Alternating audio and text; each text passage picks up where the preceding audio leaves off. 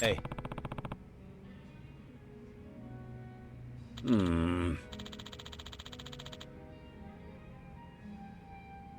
What?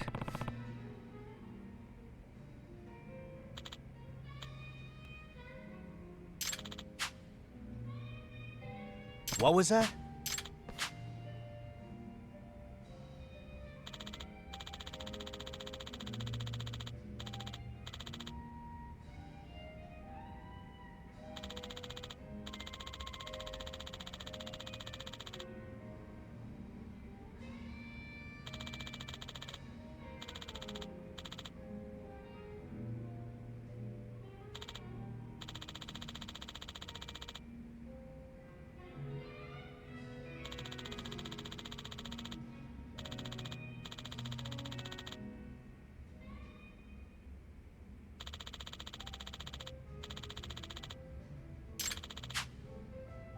Seriously?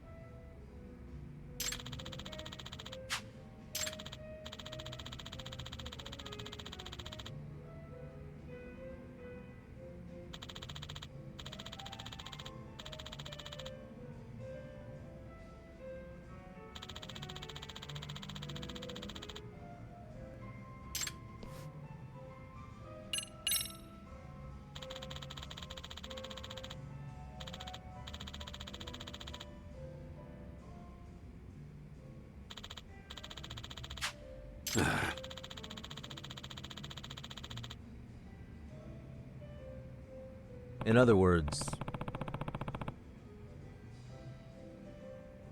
Yep.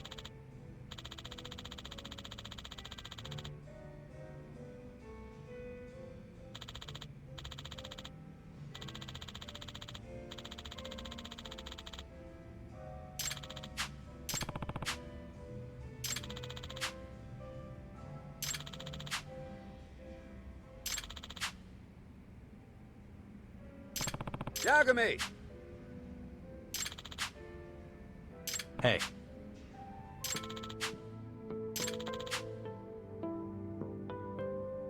Hey, What? yeah.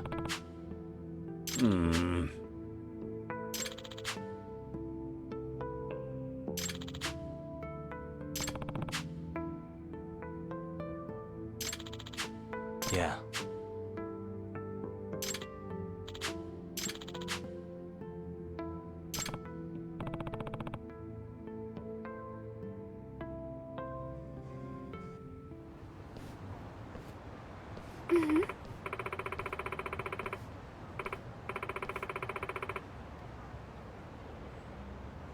Hey, Yes.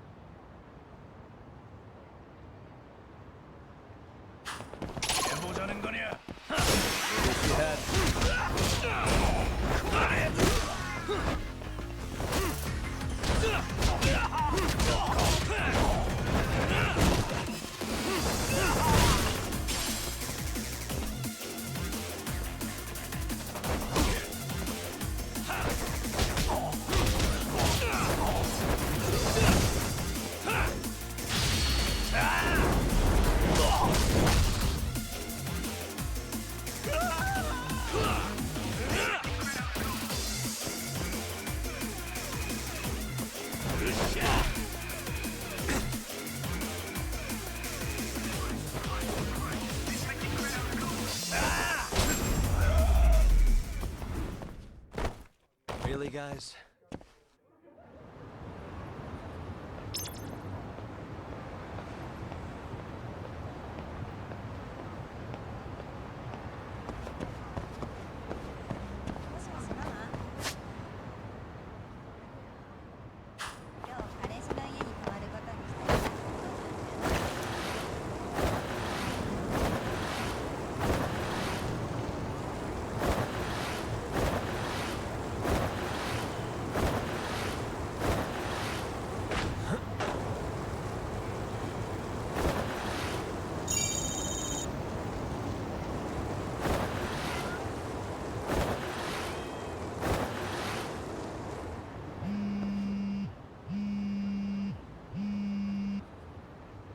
Hmm?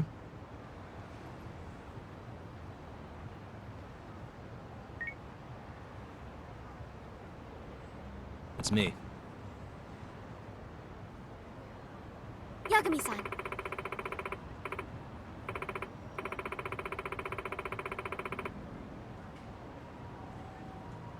What?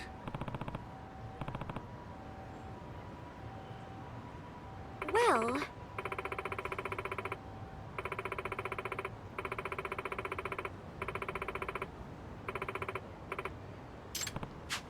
Yes. Hmm? Yes.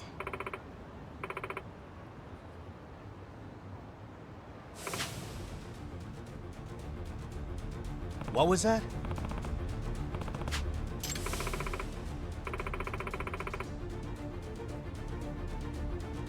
Seriously?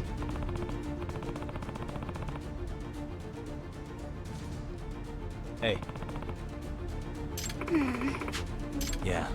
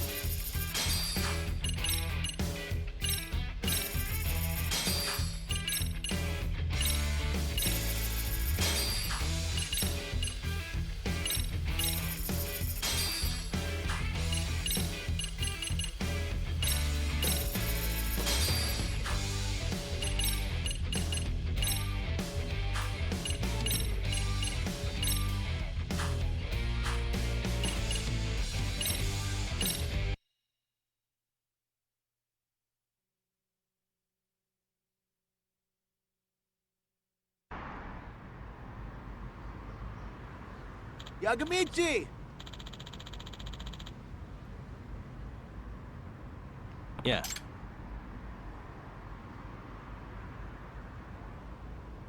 Wait. Nice to meet you. It's me. Hey, not bad. Hold on.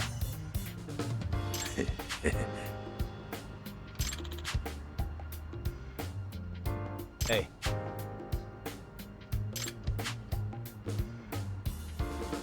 That's just how it is. So how's that? Huh? Yeah.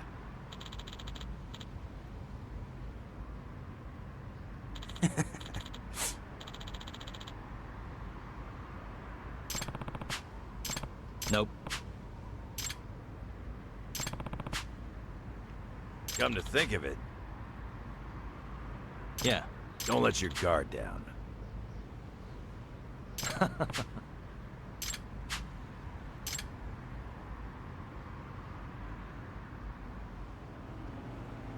Looks like they're here.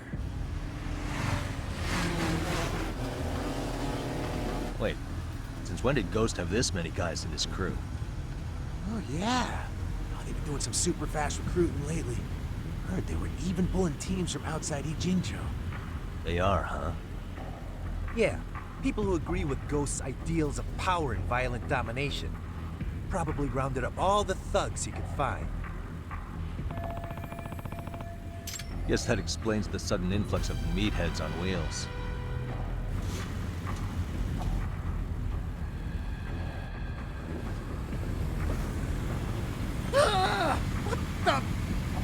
That's a pretty elaborate welcome.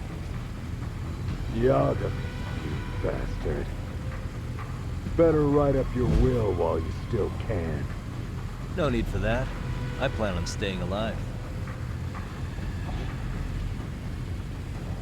Mikitaka, show this guy what's up. Yes, sir. Yagami, FYI. My wheels are gonna grind you into dust. You sound pretty confident there. Go ahead and try.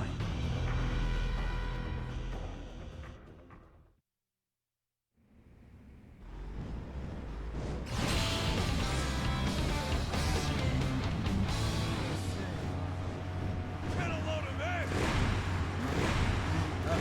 Let's roll.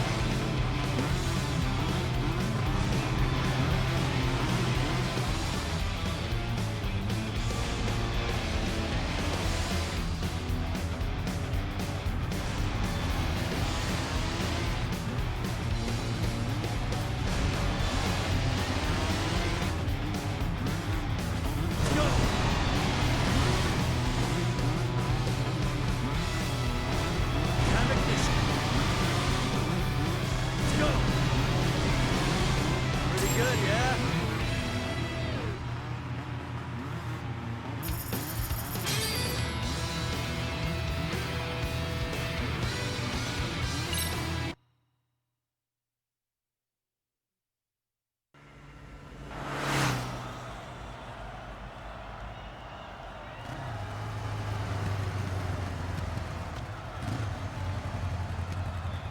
There we go.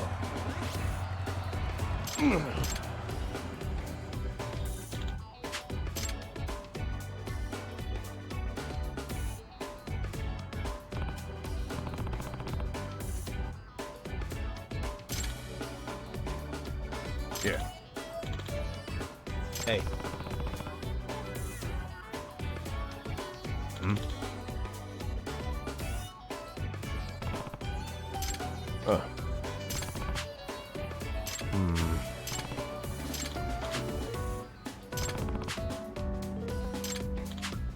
Does that mean... Here. Seriously? Hey.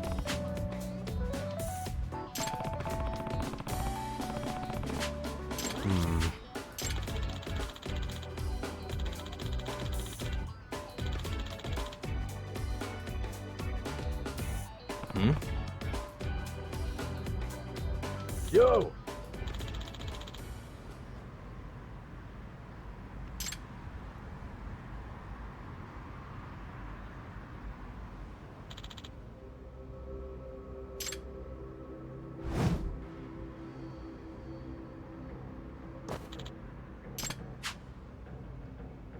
Yagami.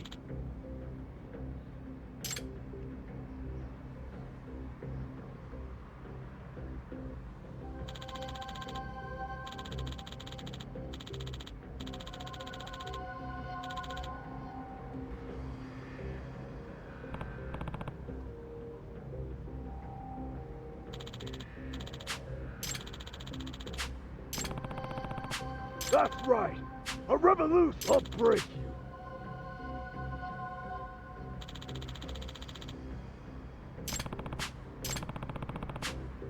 Oh.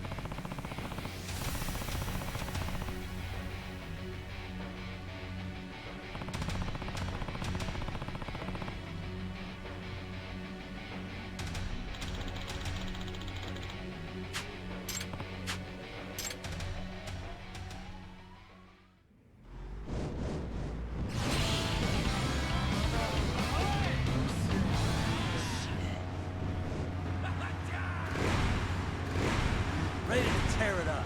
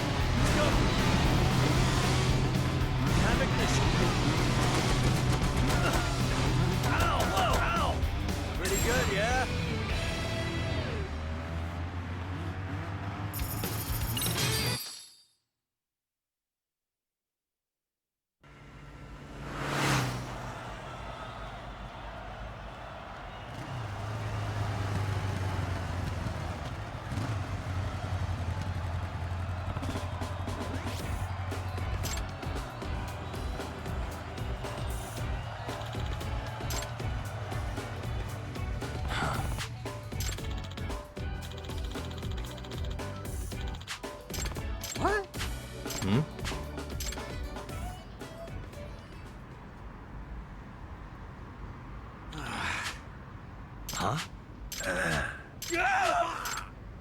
No way. Wait. Say what? Unbelievable. Yeah. Hmm. Hmm?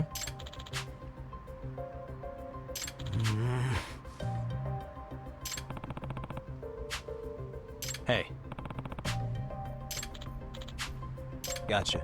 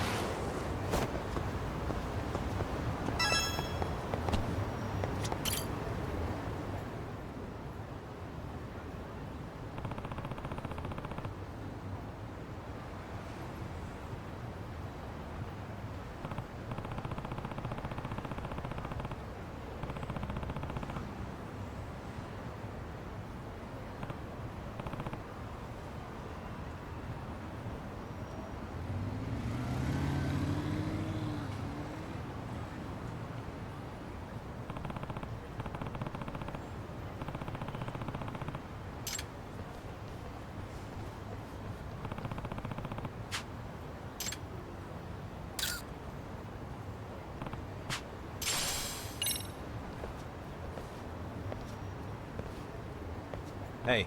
What?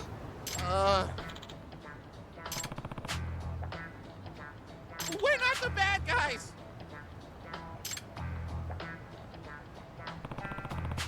Aw, honey!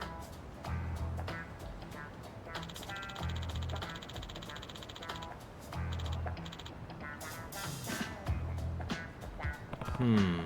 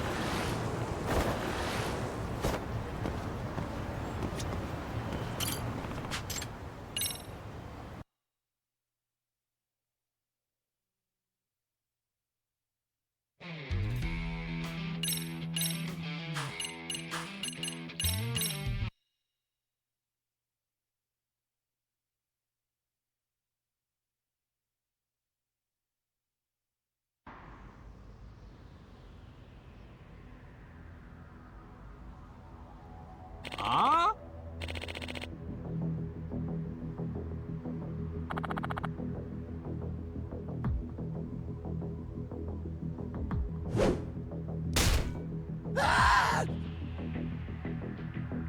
Nah.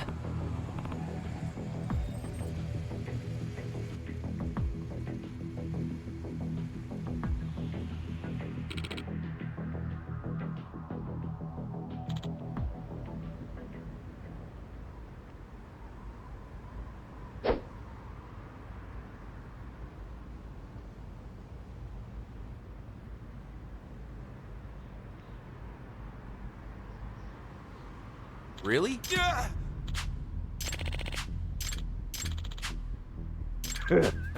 strength is all! You're nothing. Nah.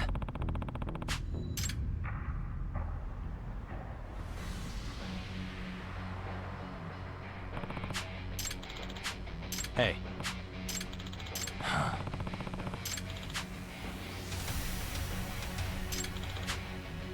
Yeah.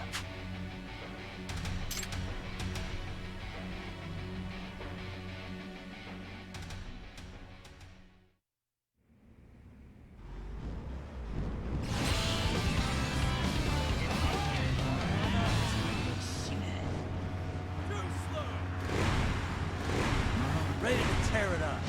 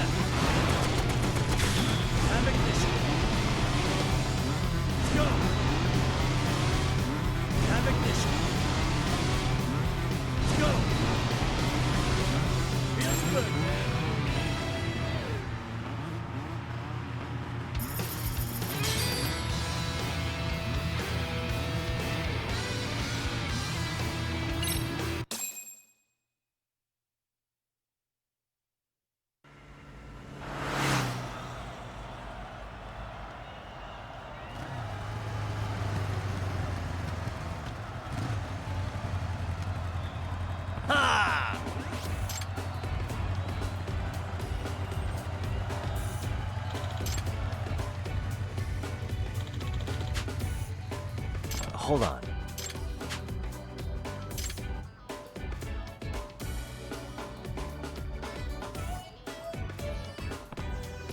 Yagami. Yeah. You're dead!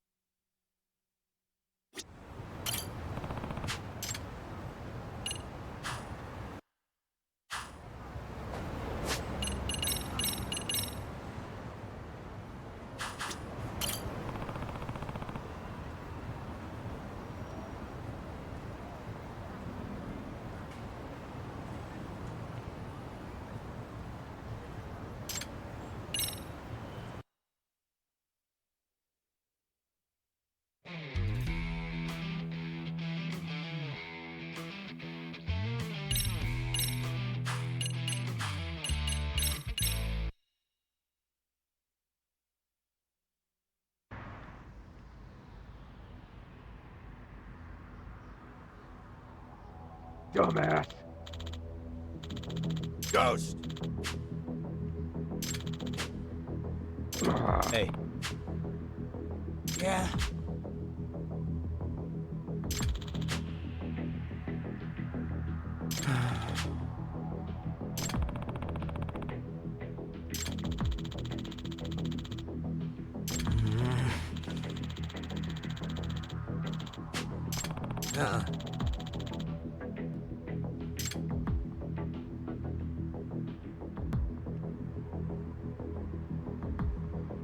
Hey! This is stupid.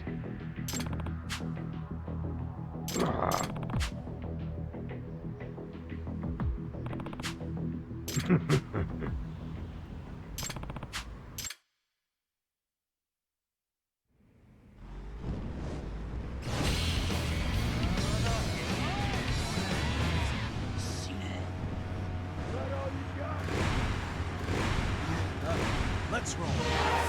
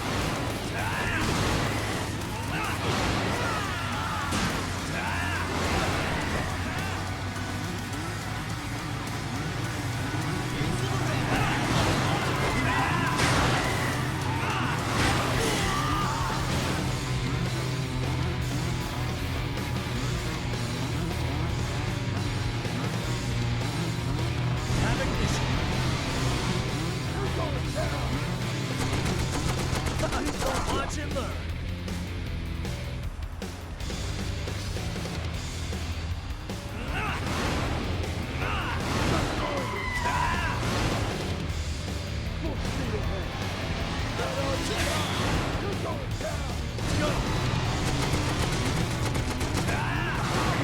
Like that.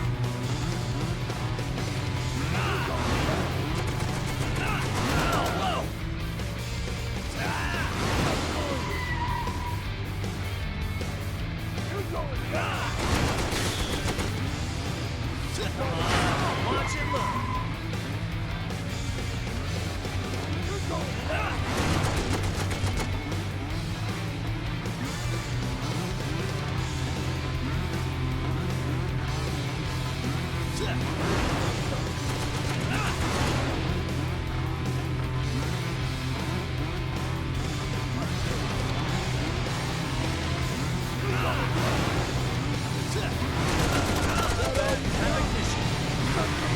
Like that.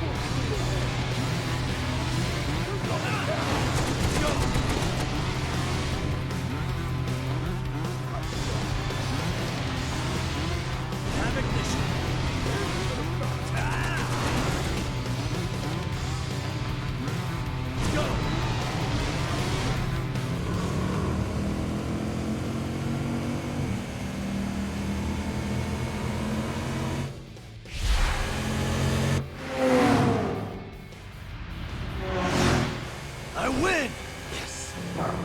Yagami!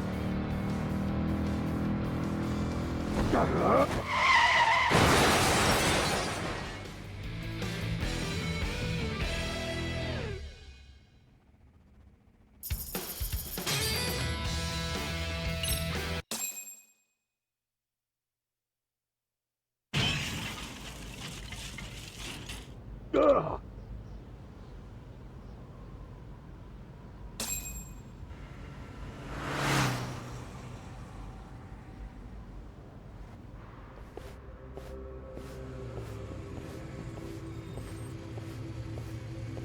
Hey.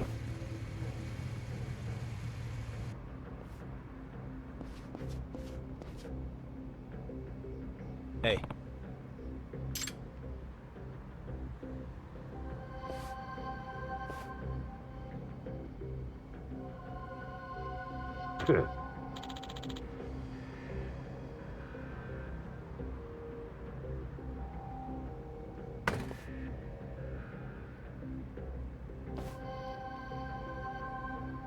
Ah.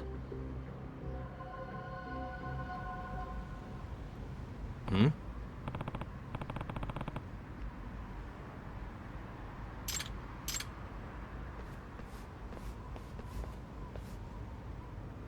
Reggie! What?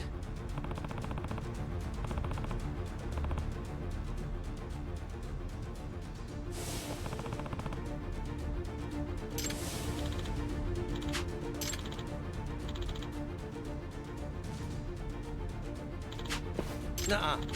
Dumbass! What was that? Dan Murasaki! Come to think of it.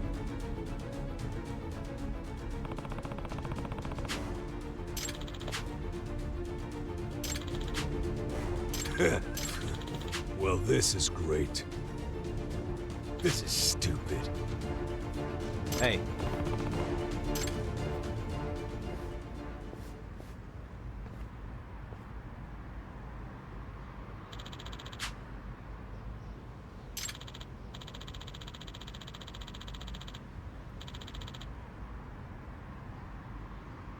Strength is all!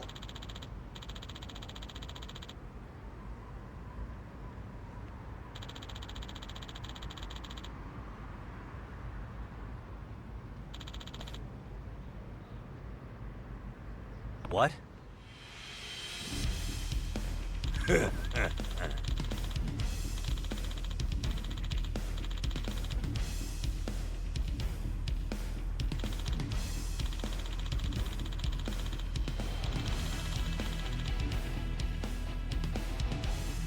That's right! A revolution!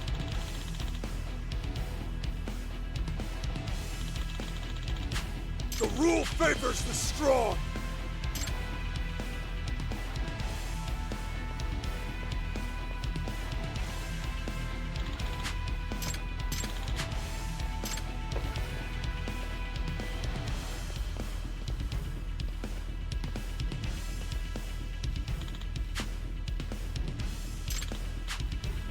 Hey!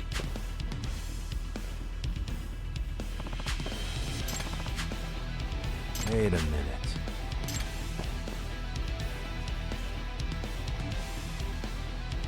Hey! What was that? Yo!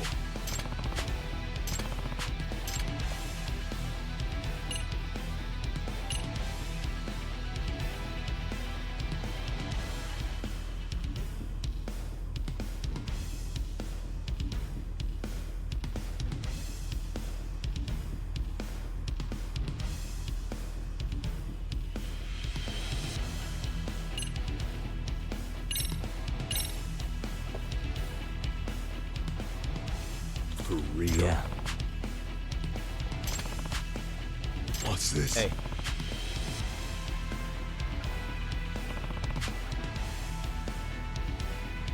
Oh, Yeah.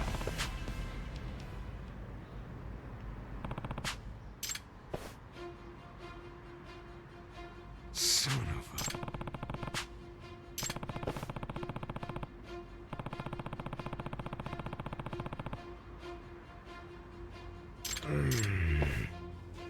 By the way, That's right.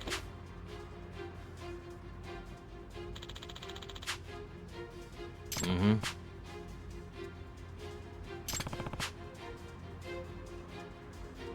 in other words, Oh, damn it all. Hey! I'll break you.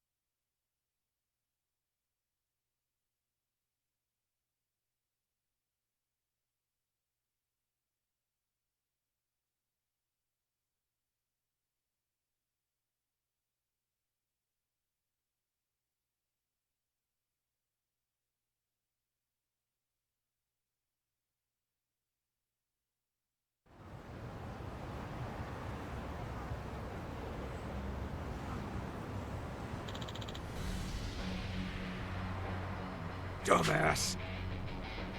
Ah! You're dead!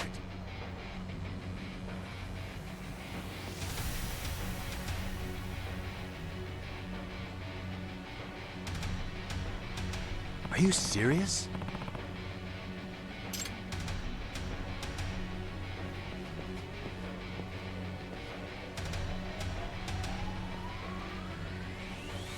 Hey!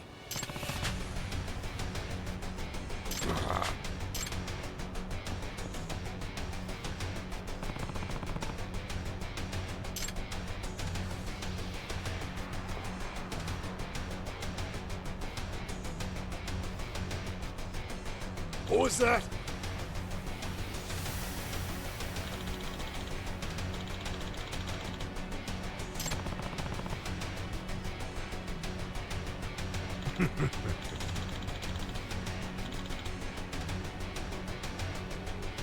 Yeah.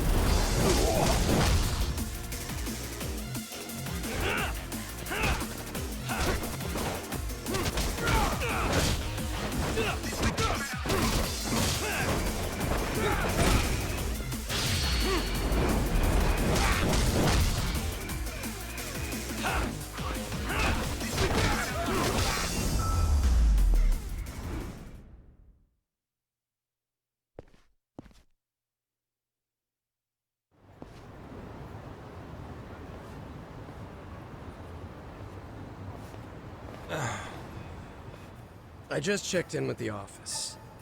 Those former Kaheen gang thugs joined up because of your introduction, it seems. From here on, you're out of the prevention group. And I'll be reporting everything you've done to the authorities.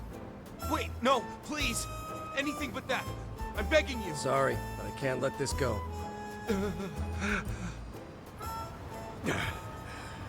Damn it. You cooled off yet?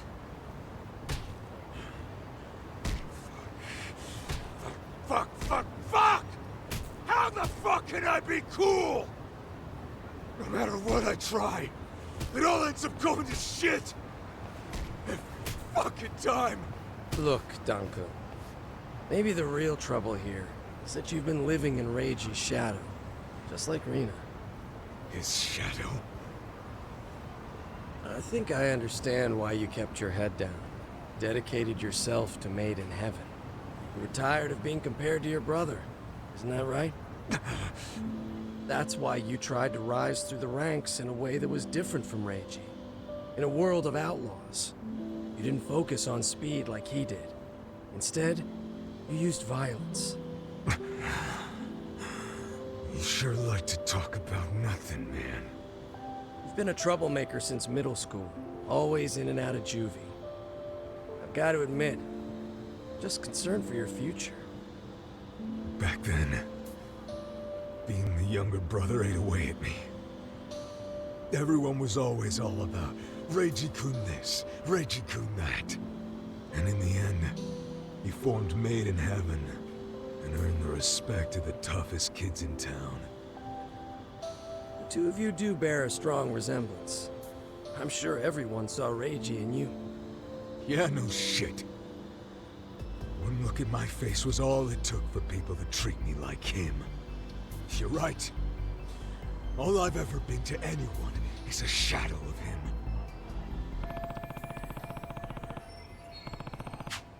Danku, whatever people say, you're you. You don't have to live in anyone's shadow. In fact, you've got a light of your own. So why not shine it on the horizon and ride toward a brighter tomorrow? There you go again. Preachy as ever. But yeah, that goes without saying.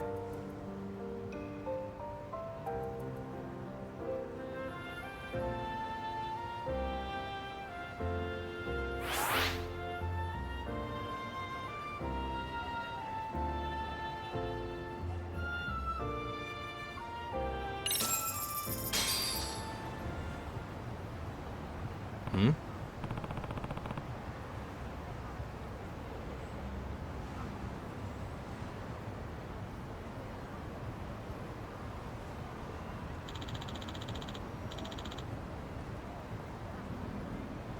No way.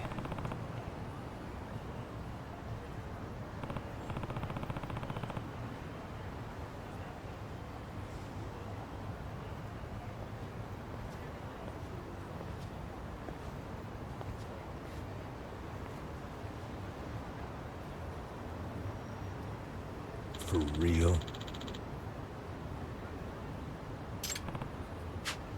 Okay.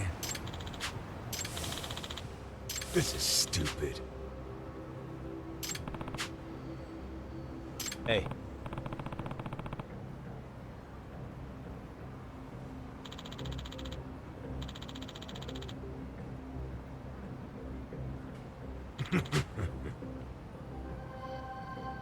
Yeah.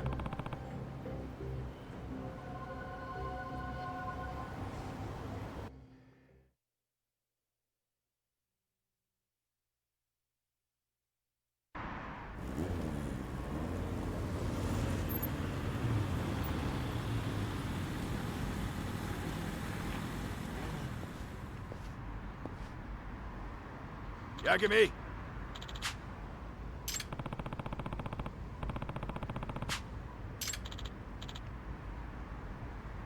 Hey. Oh.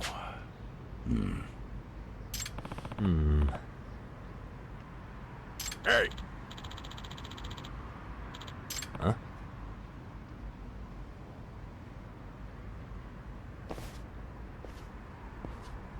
Huh?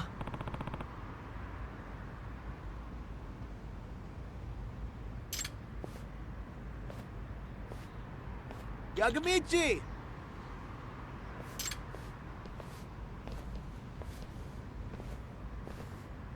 Hey. I'll show you.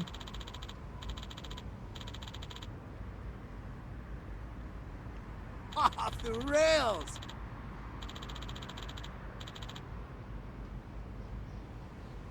Huh?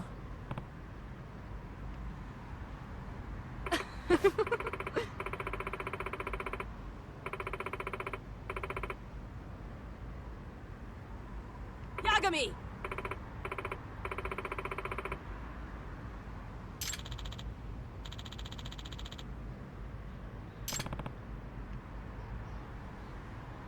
Yagamichi!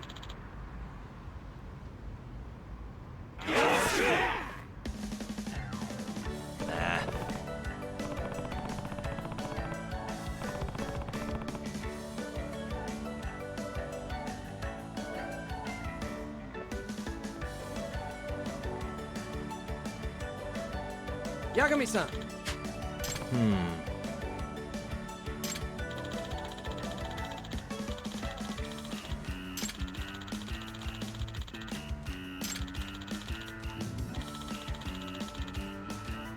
Huh.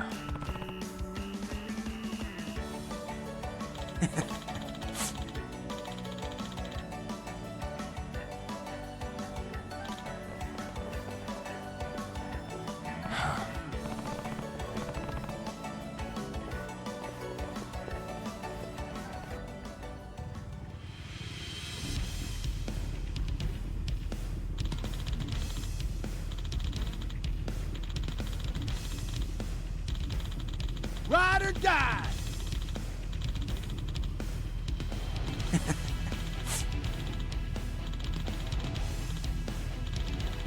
Yeah.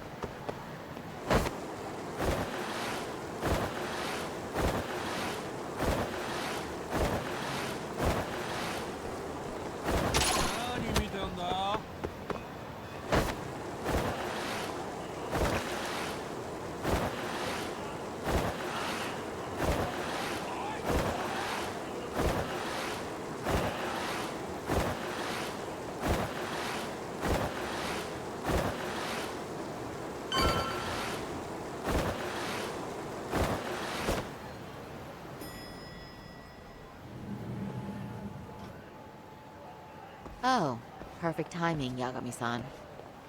And here I was about to go without you. Are you ready to visit Mamiya-san?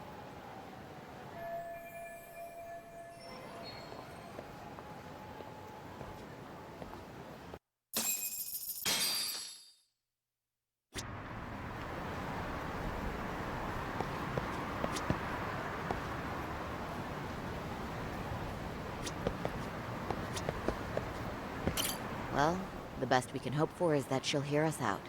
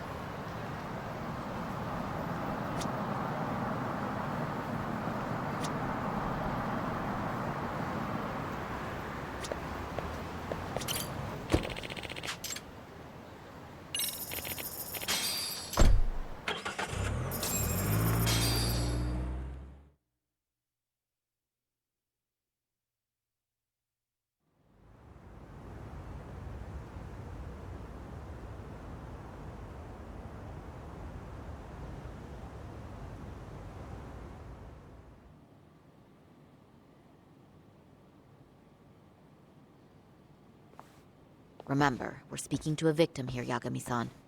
one whose assailant we defended in court. If we had tried to make an appointment, she probably would have declined outright. Not sure showing up unannounced is much better, so let's just hope she's willing to talk. Yes, there's no way around it. It's a risk we had to take. Well, here goes nothing. Yes? I'm Shirasaki from the Genda Law Office, the attorney for Mr. Akihiro Ehara. You may remember me from the hearings. Why are you here? Don't you know it's rude to show up at someone's door uninvited? I understand, but we have a pressing matter that directly concerns you.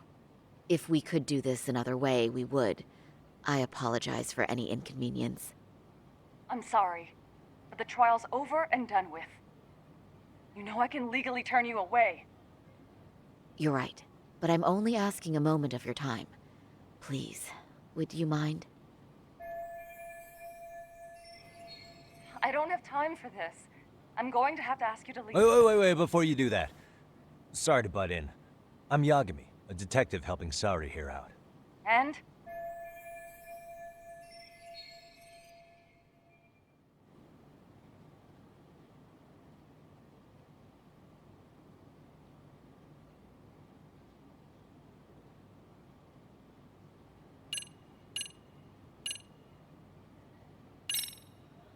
Are you aware of the trending video that's leading people to believe Ehara committed murder?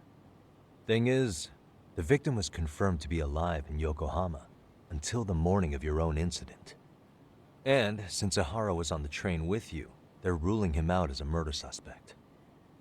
So, what is it you're getting at? Just trying to ensure you're in the clear from any of that unfortunate business. If we could do this now, we'd never bother you again. All we need is 10 minutes of your time. How absurd. We're only trying to help, but if later would work better for you, we could always come back another time. With our supervisor, of course. That visit would probably be more formal. There'd be paperwork, audio tapes, you know the drill. You'll want to clear your schedule. I really don't have time for any of that. No, I understand, and it's entirely our fault.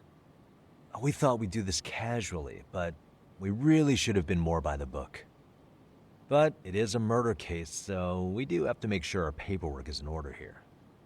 Now, would you prefer to schedule a date to accommodate a more formal interview? You said 10 minutes if we do it now, right? We'll make it as painless as possible. All right. Hold on. We really do appreciate it. Well, I'm impressed. I'm also not sure I should trust a word you say ever again. Really? I did get us in the door, didn't I? I'm joking. I do appreciate the help. Now let's not screw this up. This is likely the only conversation we'll have with Mamiya-san.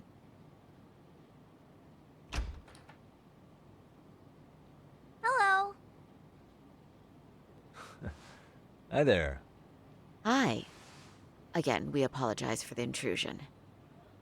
Let's just get this over with already.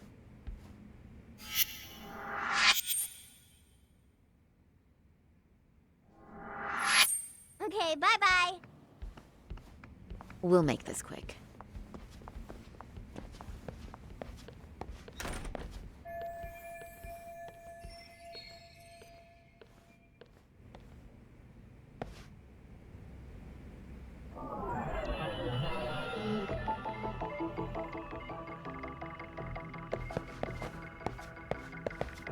What the? Suspicious.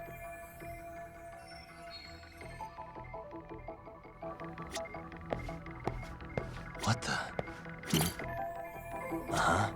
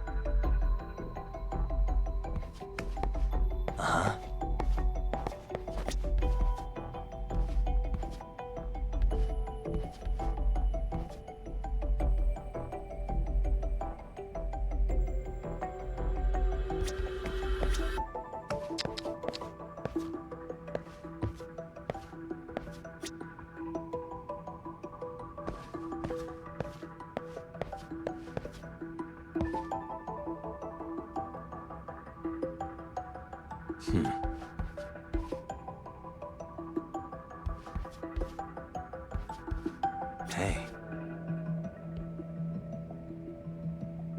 What the?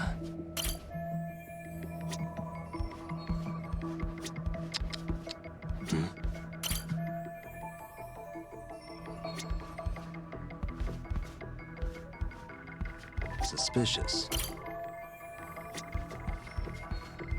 What the?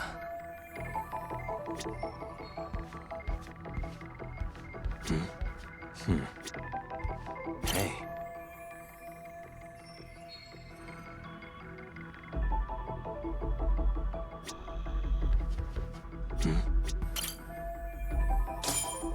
Hey.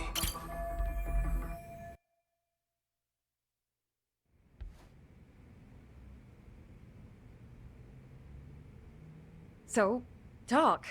I've already told the police and the court everything they could want to know about that morning.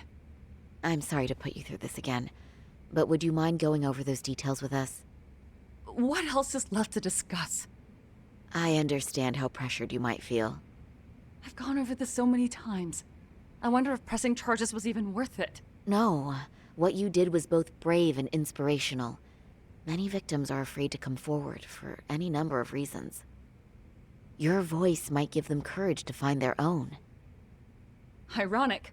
Hearing this from that Predator's defense team. Well, perhaps. Would you mind walking us through that day from the beginning? It's nothing so mysterious. I was just on my way to work when some man grabbed my butt. That's all it was. Nothing else was out of the ordinary that day? Correct. Not to pry, but where is your husband today? Still at work? He usually doesn't get home until later. On that note, I have to feed my son, so let's get this wrapped up soon. We'll try our best to. Moving along. On that day, you and Ahara-san boarded the train bound for Ikebukuro, correct? Had you ever seen the man before then? No. At least not that I can recall. How many times must I go over this? Your lawyer friend here already knows everything I have to say. What do you gain by getting me to repeat things? That's the thing. Yagami-san here is a specialist. He can take whatever you repeat, analyze it, and draw up an entirely new conclusion. Right? Of course. That's exactly why I'm here.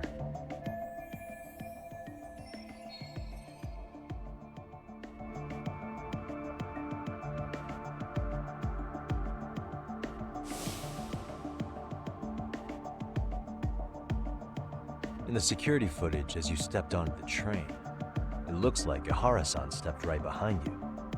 Were you aware of his presence at this point? I was. It felt like someone kept pushing up against me with no sense of personal boundaries. I remember second-guessing myself at the time, thinking it was normal for the train to be that packed. Then the train took off while you were stuck in that situation. Yes. And then I felt the back of his hand against me. It kept getting worse from there, to the point where he went under my skirt. And the pig had the nerve to write it off as an accidental brush on a crowded train. But that kind of touch wasn't accidental. He even grabbed at me. Truly awful. And I do sympathize. I've also had to turn in an abuser like that. Personally speaking, some men can't wait to debase themselves at the first opportunity. Why would you say that and look at me? I just stood there, frozen.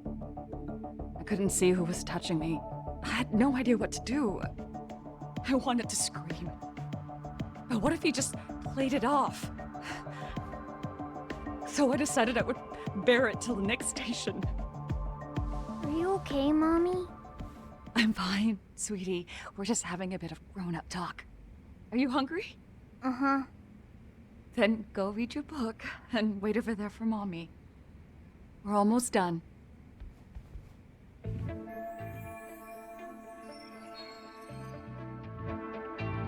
You said the abuse lasted the entire 6 minutes between Ikebukuro and Shinjuku Station. Did you see the groper's face at any time during that span? No. I was too terrified to look. And I thought, even if I did, he'd just pull away and escape. But just as the train was pulling into Shinjuku, I reached back and grabbed the hand on me. That's when I saw his face. Of course, he shook me off as the doors opened, but I'd already gotten a clear look at him. He must have known I could turn him in at that point. So he ran, and I chased after. Right. That was captured by the station's security cameras. Great job tailing him in such a crowded space. On that note, did you ever happen to lose sight of Ahara-san while running? His cat was pretty easy to spot, and no one else was bolting off the platform like that, so I never lost sight of him. At that point, I could feel my voice returning, so I just screamed. That man grabbed me! I'm glad there were good Samaritans nearby. For sure. And there were a lot of smartphones out, so I figured there was no way for him to get away with it. I was so relieved. I see. I think I've got the gist of it. But now we've got a piece of evidence that contradicts what you've told us. What do you mean?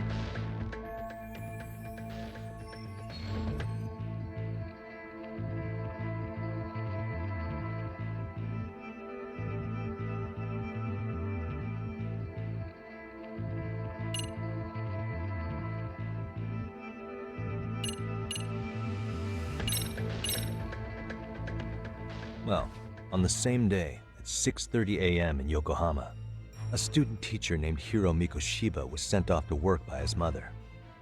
But he was soon abducted near his home, only to be found dead much later in Ijincho. Is that... According to the video, Ahara-san here is the murderer. What?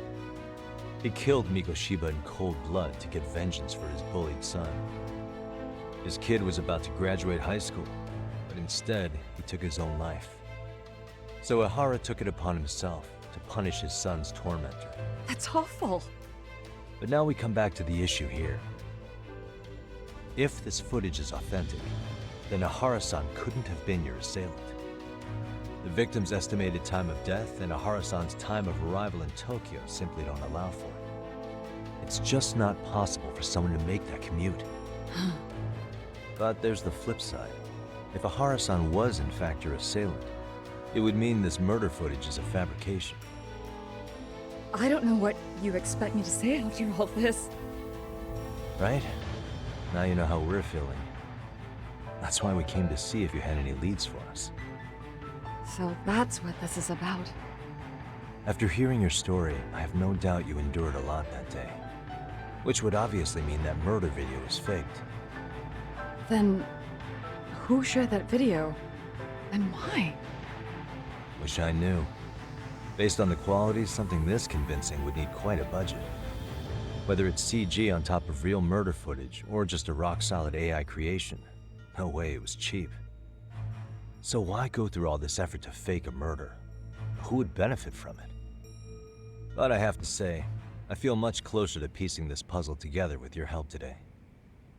Thank you very much for your time. Yes, and rest assured, this will be the last time you see us. Our apologies for the unexpected visit. And for dredging up unpleasant memories. It's fine. So long as this is really the end of it all.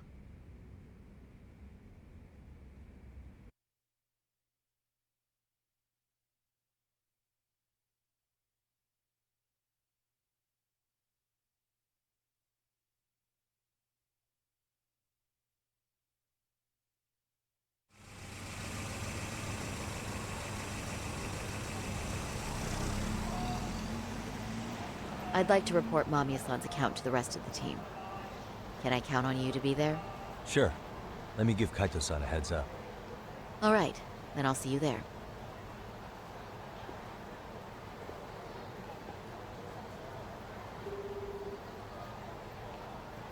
Yo, me. Hey, I just got back to Kamurocho. Everything good? Any news? All good here, man. What's with you? You worried Arcade got to me or something? I mean, they did run their mouths about stabbing us in the back. But if you're good, I'm good. Anyway, I'm heading to Genda so Sari-san and I can go over what we learned from Mamiya. You're the boss. As for me, I'm calling it a day. You do that.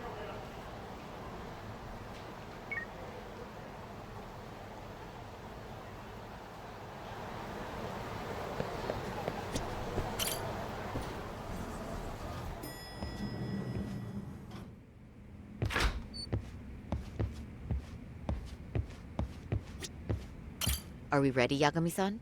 Let's start with our visit to Mamiya-san, if that sounds reasonable to you. Yeah, let's start there. So, the victim's story is completely in line with her court testimony, huh? That's correct. There wasn't anything new to pick up. Unfortunately.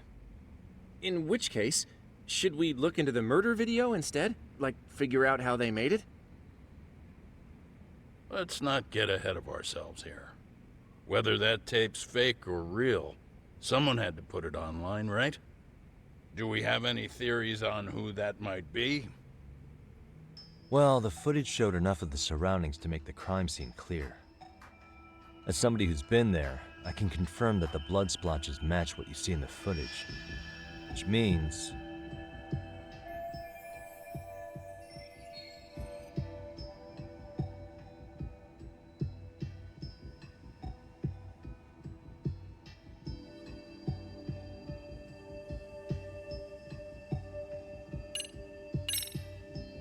the murderer's accomplices have to be the ones who posted it for him. Yeah, I can't see it any other way. I also agree with Yagami-san. But in that case, what would their motive be? Maybe they wanted to make a mockery of the police, or even the whole system. Huh? We know Ihara got himself convicted for groping, so he'd have an alibi for Mikoshiba's killing. But then, his conspirators turned it around by uploading the murder video online. Almost as if to say, look how he got away with it. I see. Yeah, that does make it sound like he's taunting them.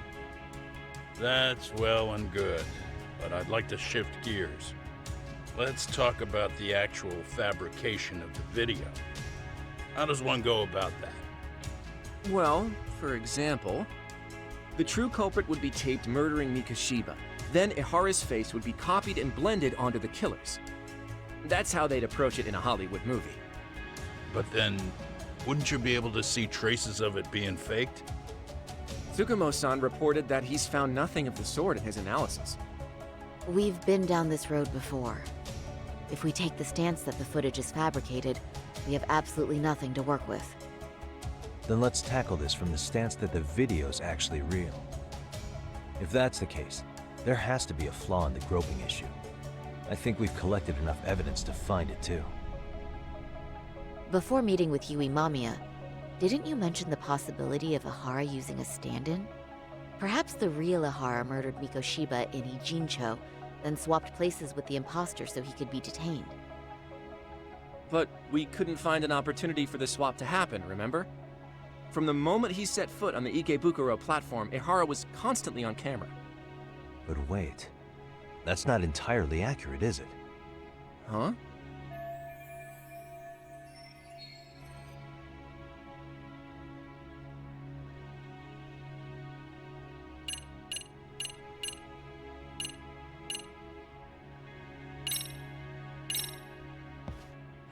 Remember how we mocked up a diagram of the Shinjuku Station platform? Yeah. Oh, wait! That's it! You could be onto something. There's a point where Ihara wasn't on camera at all. What is this point you speak of? Let's all go over the diagram so that everything will be clear. Here's what I want you to see. Suspicious.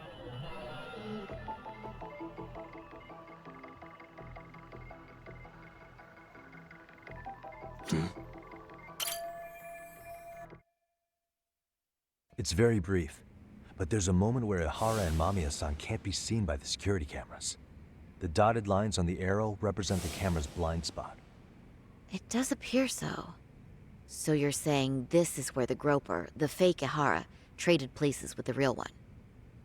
Can't say it's impossible, right? Right.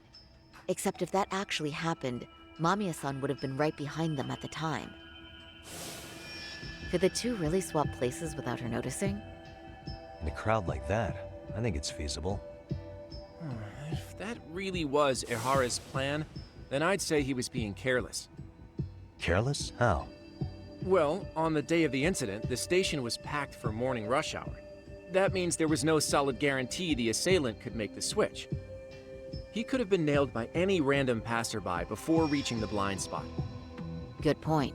Not only that, if Mamiya-san had called for help while the train was still moving, then the first Ihara would have been caught before even reaching the platform. Oh, I mean, yeah! Called it. Think about it, Yagami-san.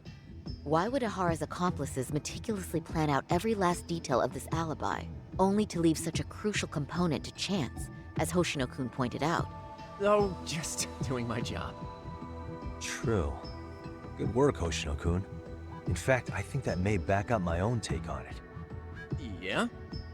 What if everything, including the appearance of leaving the plan to chance, was part of the plan? Can you expound on that? I'm saying I agree that such an airtight alibi wouldn't have allowed for contingencies. And that takes the question to another level.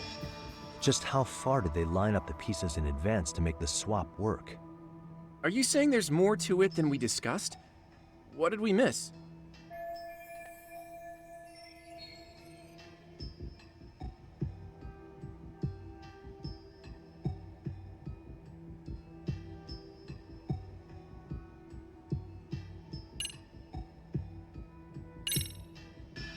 I know this won't go over well, but what if Mamiya was colluding with Ihara all along? Huh? Bear with me. Let's say Mamiya was in on this, and knew about the imposter in advance. If that's the case, the swap could happen right in front of her and no one but the three of them would know. You're saying the victim of a groping conspired with her assailant beforehand? That's ridiculous. Let me just say, I'm only trying to work out how a swap like that would be guaranteed to work. Now, if Ihara and his stand-in both know that Mamiya will pretend not to have seen them, they can trade places in the blind spot with impunity. Conversely, if Mamiya wasn't in on the plan, the idea of a swap would never work. We can say with certainty that she would have seen the swap, so she could have even called attention to the real Ihara the moment he stepped in. That way, the people around her would be focused on chasing the correct assailant. The rest is as we know it. They caught Ihara and detained him until the police showed up. Hold that thought. If your theory is accurate, what about Ihara's trace evidence? Remember that fibers of the victim's underwear were detected on his hand. Well, that can also be explained by Mamiya being in on the plan. For example, while the stand-in was showing himself at the security cameras, Mamiya could have easily provided Ihara access to a pair of underwear at the same time. Maybe the stand-in loitered around for so long because he was letting everyone else get themselves in place. It's not impossible. We can work out the other details later, but the point is, Ihara's murder alibi is shot if Mamiya was involved. In summary, it's possible Ihara disgraced himself to secure an unshakable alibi for Mikoshiba's murder. I'll concede that it's an avenue worth pursuing. And when it comes to the prosecution, they can't just admit they got the first case so wrong. Plus, they can't question Ihara about Mikoshiba's murder. In fact, their only option is to claim the tape was faked. So he managed to make a farce out of the system after all. Well, His court case for his son's bullying did get more or less thrown out, didn't it? The school, the investigative committee, and the court all agreed there wasn't enough evidence to convict anyone. No surprise for me that the guy held a grudge against the system for so long. Hold on. Before we all decide on this, What's up? the obvious question to me is why would Mamiya be party to such a crime? She appears more than financially stable, and she's even raising a child. So why would she do something so enormously risky as helping establish a murder alibi?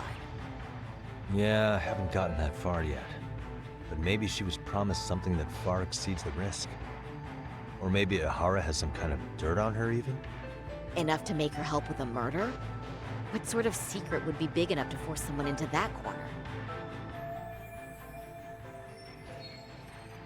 What info do we have on Mamiya anyway? Maybe we can spot a connection to Ihara through her profile. I'll pull her information. Just a second. Oh, I just thought of something else those two would have guaranteed by working together.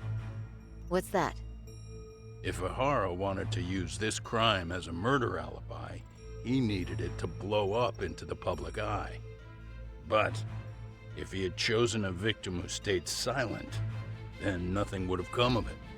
A solid plan would need to eliminate that variable, which means Mamiya being an accomplice was crucial to Ihara's success. That's true. Looks like Ihara pulled one over on the prosecution then. Had his accomplices right where he wanted them, even his victim.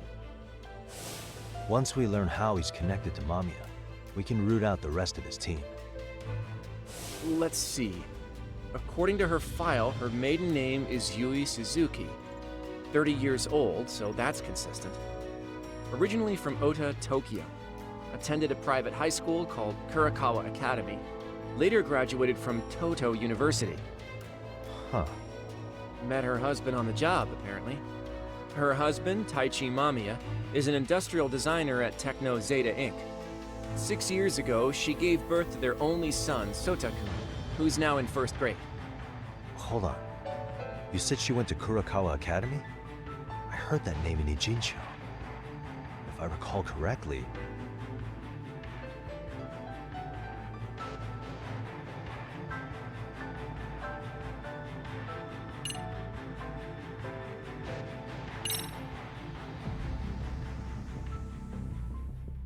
When I went to scope out the murder scene, there were these 3 guys watching the detectives and me. They told us they were just checking things out. They mentioned they're Kurakawa grads too. You have any ID on you? Will my license work? Kake-san, age 30. Akaike-san, age 30. Mommy is 30 as well. What's that got to do with anything? Aren't we trying to find a connection between Mamiya and Ihara? I found the Kurakawa Academy website. Looks like they're pretty prestigious. It's in Tokyo, specifically in Ota. Pretty close to where Mamiya lived. Oh. What? The girls there get such cute uniforms. You little... You want to start all over from the bar exam? Wait, I've seen that uniform before too, actually. Where? On an old picture of a teacher at Seiryo High, Sawa-sensei. Ihara's son had confided in her. Is she actually a Kurakawa grad too? I don't know Sawa-sensei's exact age, but she could well be 30. Maybe all of them were even classmates. Could this mean they're actually linked? The victim and her up-to-now unrelated assailant? It's a tenuous link at best. Could fall apart any time. But no true detective alive would pass it up.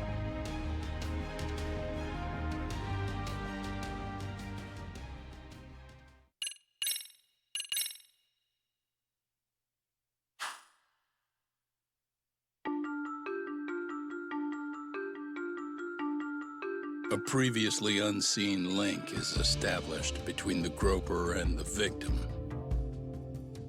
Charting out their relationship is akin to tracing a spider's web. But with each false thread ruled out, only the improbable truth remains. Ehara orchestrated the groping as a diversion. And by tarnishing his name, he secures both an alibi and his ultimate revenge.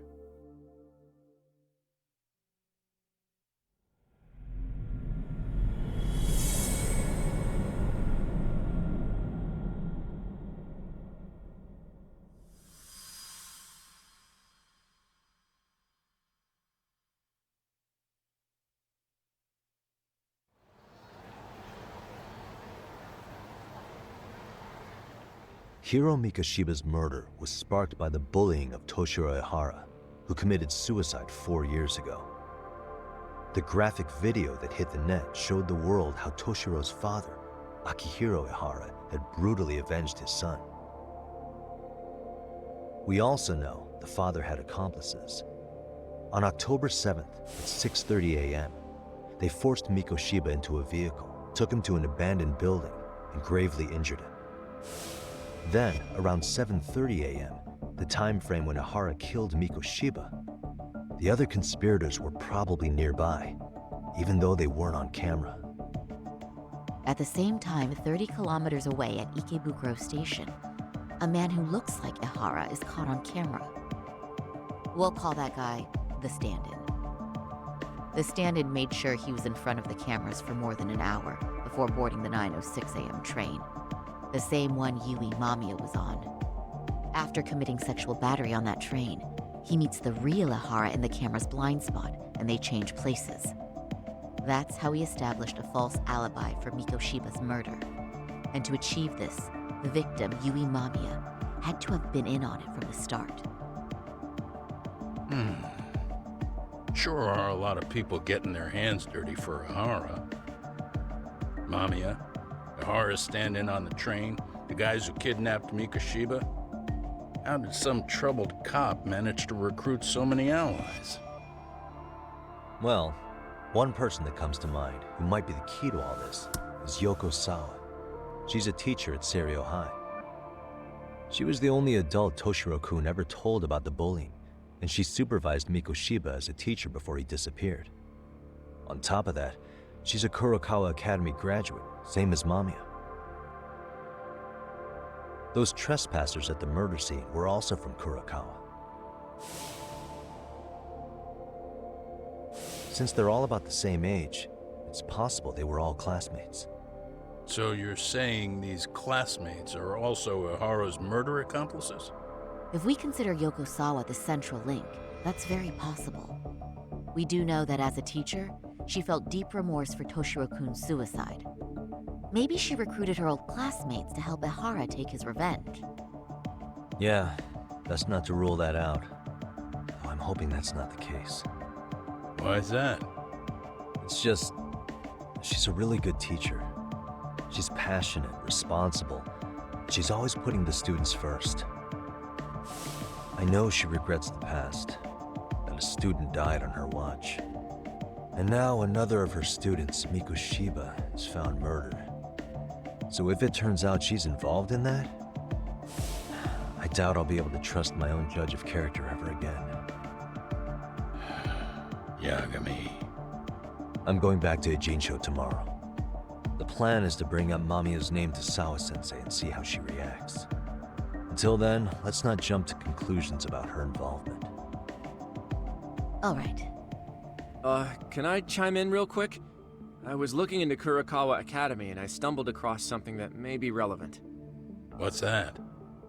Well, it happened 13 years ago, but there was an attempted suicide. A third year jumped off the school's roof after being thoroughly humiliated. Actually, Sawa-sensei mentioned that. She said it was a boy in her class. Right, that's gotta be the same case then. The student's name was Mitsuru Kusamoto. He's 30 now, but still in a coma. Huh, and all that info's on the net? It wouldn't be normally, but his mother happens to be Vice Minister of the Ministry of Health. Ever heard the name Reiko Kusamoto? Not once. I have. It was on the news. They were talking about her and her son.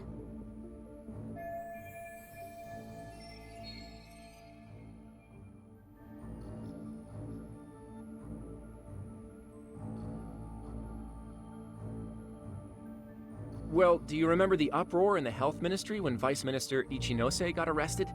Apparently, his successor couldn't contain the resulting chaos, which is when Kusumoto-san got tapped to lead.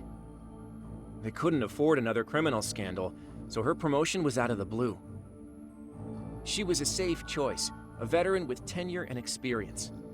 Not to mention, her son's tragedy made people see her as a more sympathetic figure. Very popular. She's kind of a new generation heroine, so to speak. Huh. Is any of that relevant to the case at hand, though? Who knows? But Reiko Kusumoto and Ahara both have children who were bullying victims. I don't think that's a connection we can afford to overlook, if you ask me. Okay, so Kusumoto's son. What exactly happened to him? Let's see. He was bullied by a fellow third year at his school, Shinya Kawai. The records say he harassed Mitsuru-kun every day, in and out of school. Well, one time he even stuffed dirty rags in his mouth. That's so cruel. Yeah, and the teacher was a real piece of work. Apparently he knew, but he just smirked and said, "Don't overdo it." Oh, I remember now. The media pounced on that one hard. If they were classmates, then both Sawa-sensei and Mamiya would know about this. And maybe because they couldn't save Mitsuru-kun, their guilt left them open to Ahara's persuasion. But to prove that, we'll have to hear from them directly. I'll talk to Sawa-sensei first thing tomorrow. That'd be helpful. In the meantime, I'll be working on Ahara's appeal. It's clear they missed something important in the trial, since Ahara is apparently innocent of sexual battery. Being that he was out committing murder at the time. What started as a simple harassment case sure has blown up big.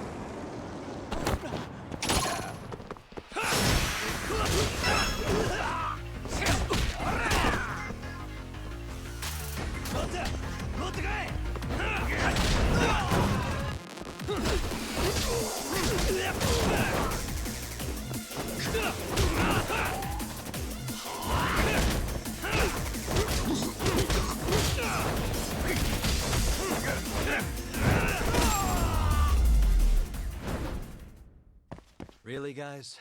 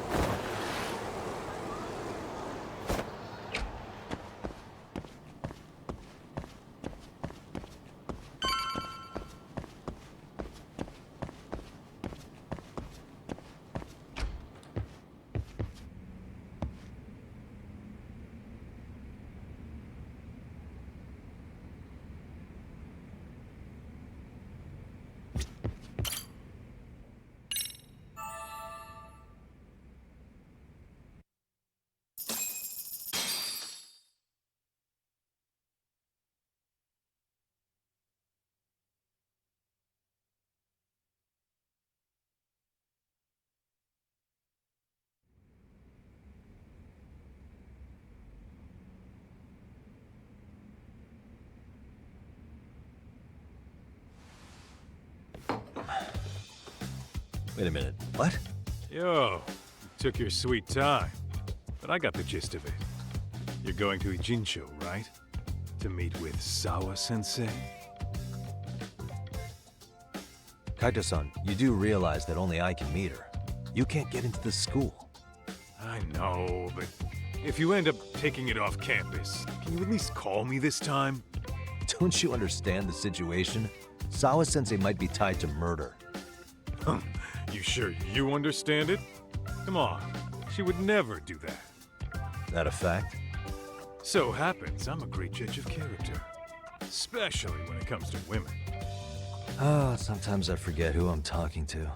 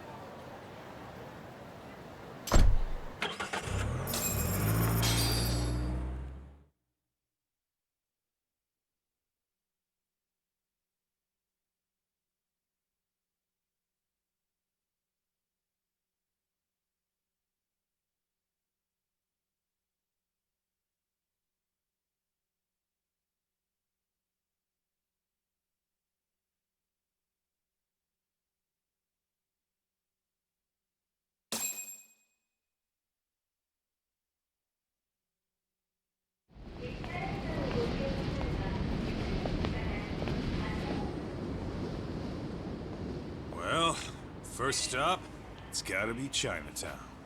Can't face Tsukumo on an empty stomach. Never a dull day for you, huh, Kaito-san? It's the selection, man. I've already worked out the math. I figure if I hit 4 or 5 places a day... What? What's up? Check that out. It's Akutsu. Kamurocho thugs are looking pretty out of place here. Yo! Akutsu! What are you fools doing in town? Hey, don't ignore me! It's Kaito! Fancy seeing you here!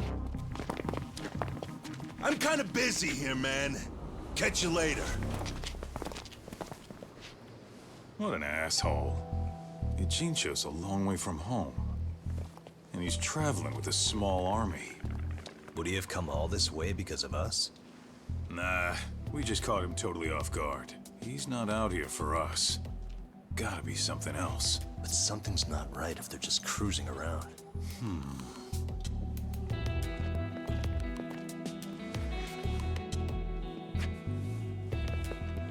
It's gotta be an RK operation. He brought too many guys for it to be something more personal. Yeah. Kamurocho streets can be tough. Maybe they gave up. Well, whatever they came out here to do, we ought to keep our noses the hell out of their business. But you better hustle. You're gonna be late for class. I'll catch you after school.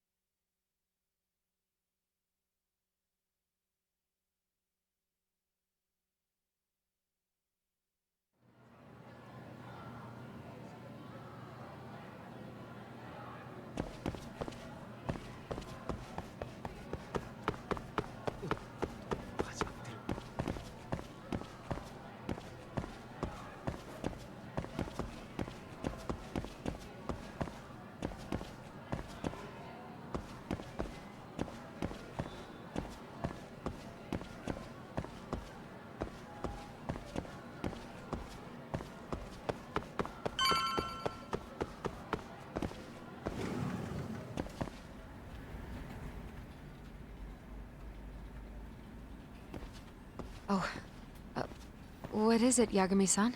Sensei, do you have a minute? I saw the video of Mikoshiba-kun.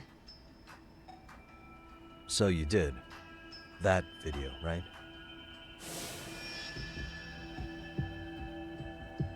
I thought Ehara-san was convicted for a sex offense. How could he be in that video killing Mikoshiba-kun? But then that video looked so real. Most likely it is. As you unfortunately had to witness, Ehara-san committed murder with his own two hands. Which means as far as the groping that day goes, there's some deception at work. Deception? Are you familiar with Ehara-san's victim in the case? Her name is Yui Mamiya. I don't think I recognized her, no. 13 years ago, she attended Kurakawa Academy. Her maiden name is Yui Suzuki. Yui Suzuki? Just a minute. Are you saying she was the one Ehara-san groped? So you do know her then? Were you two classmates? We were, in our 3rd year of high school. I had a hunch. You didn't know she was the victim of that whole incident? I mean, it's just so hard to believe. Does this all seem like a wild coincidence to you then? Your old student's father gropes one of your high school classmates at a station with 3 million daily travelers. What are you implying? I'm saying your old friend Yui might be cooperating with Ehara-san, as in she only played the part of a victim. She might have even known it was all to hide a murder. What? But why? Why would she do that for him?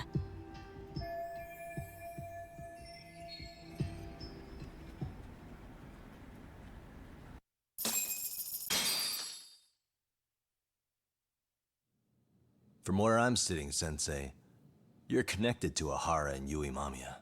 I just need your help figuring out what that connection is. Yagami-san, please. Are you implying I was some kind of liaison between them? Well, Sensei, what was your relationship with Yui Mamiya? Were you close? Or would you say classmates covers it? The two of us were never really that close. To be honest, I didn't really like the group of kids she hung out with. I guess you could say we didn't have the same interests. When was the last time you saw her? Did you have a high school reunion by any chance? They held a reunion around the time I graduated from college, but I didn't feel like going. That same class bullied a kid into jumping off the roof. So if that's the case, you haven't seen any of your classmates since you all graduated from Kurakawa? That's right. Okay then. The thing is, Ehara-san and Mamiya are connected. It is kinda loose, but it's there. They have one thing in common. What? In both of their pasts, someone they knew was bullied to the point of attempting or committing suicide. Ehara-san lost his son, Toshiro-kun, and as for Yui Mamiya, it's her classmate, Mitsuru Kusamoto. That could be a factor, especially for Mamiya. It's possible that Ehara-san would be a sympathetic figure to her. Maybe enough to help construct an alibi for his revenge. It's possible she only played the part of a groping victim. What do you think? Does it have any merit, or is my theory full of holes? Even if you're on the right track... Sawa-sensei? We're just waiting on you to start the staff meeting. Sorry, I'll be right there. What happened 13 years ago at Kurakawa? That might be the last piece of the puzzle. What about Yui Mamiya? How'd she react when Mitsuru Kusamoto tried to kill himself by jumping off that roof? I'm sorry. I'm already late for my meeting. I'm trying to ask you about a murder here. To Ehara, every unanswered question is a victory for that man. He's only a step away from walking for it. And I know Mamiya had other conspirators. It took more than one person to murder Mikoshiba. They're still at large, even as we speak. I'll be honest. I came here today with the suspicion that you might be more involved in this murder than you're letting on. A suspicion? Nothing you've said has made me feel any better about it. And what should I do about that, huh? I just want you to tell me, how are Ehara-san and Mamiya connected beyond what I've already figured out? I think you have the key to that answer, even if you don't know that you're the one holding it. It's like a lock, and until I figure out how to get through it, I'm gonna keep picking at it. I told you, I'm late for a meeting. I'll be here when you get back. Have a good meeting. Suit yourself.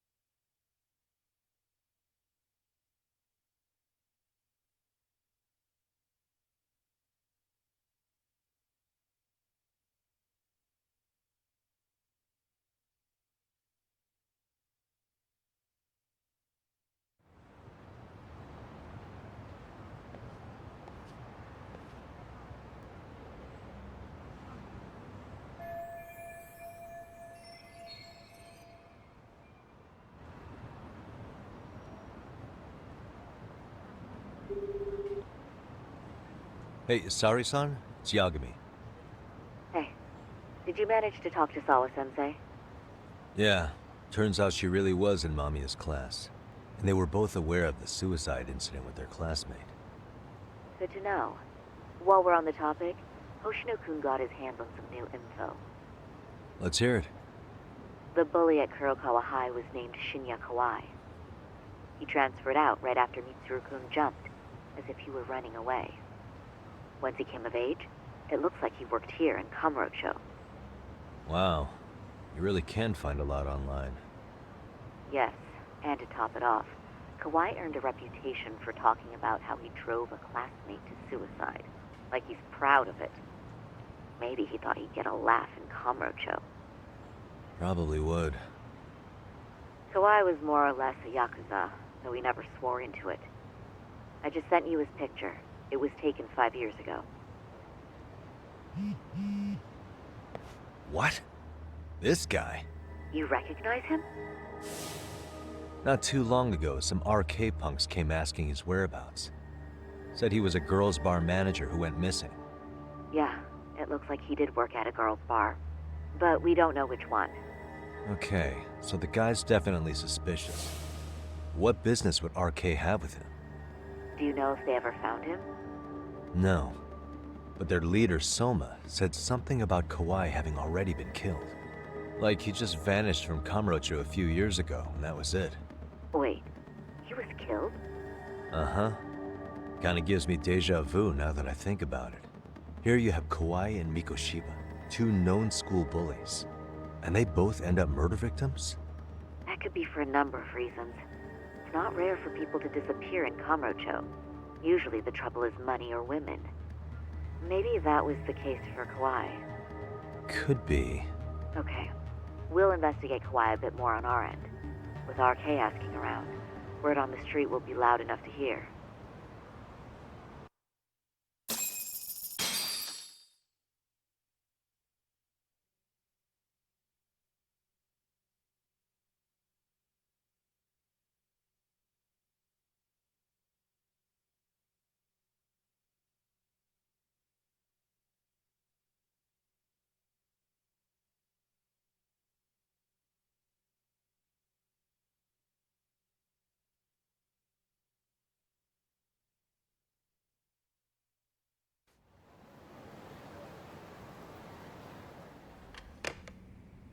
How was it, Saori-san?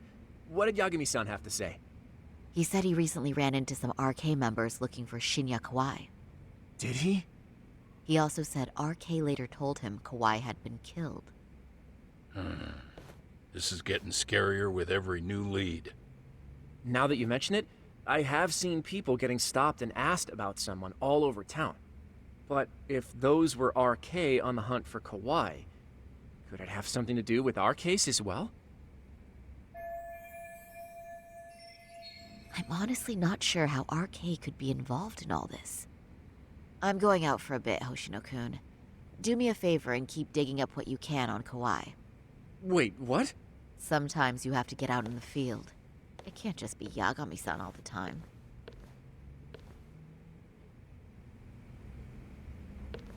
You don't mean you're going straight to RK for some answers? What else would I be doing? I need to know why they were looking for Kawai. Then I'm coming with. I can't just let you do that alone. Don't worry. It's still light out, and I plan on staying in the open. Besides, if I'm alone, they'll be more eager to talk. That may be, but still, I'll just call you about every 10 minutes then. For your safety. I find that rather unnecessary. You sure?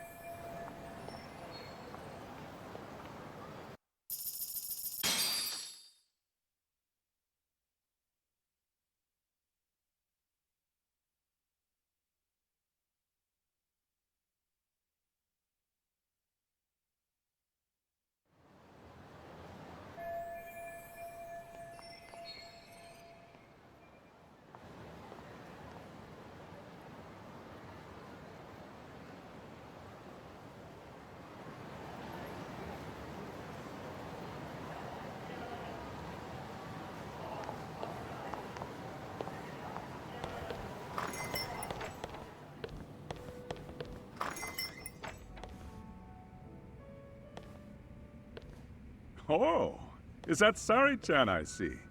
To what do I owe this pleasure? Nice to see you too. Oh, hi. Say, aren't you one of Talk's lawyer friends? Does that mean he's on his way too? It's just me today.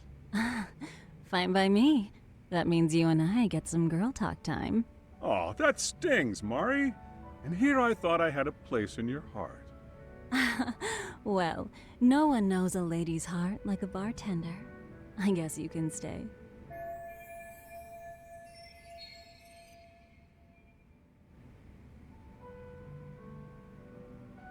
Let's see. All these bottles got you feeling lost? Care for a few pours from Tox? It'll be our secret. Besides, a man with his tab can't complain. You're too kind.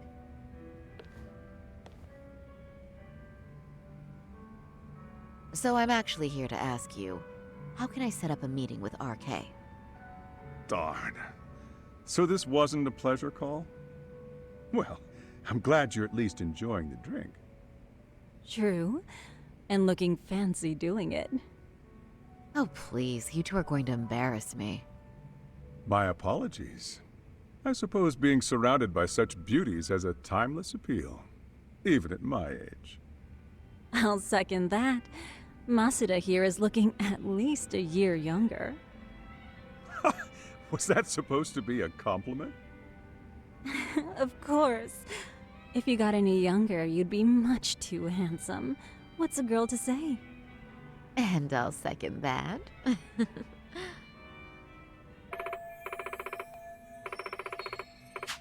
Anyhow, if you're after an RK rendezvous, the good news is those guys are everywhere.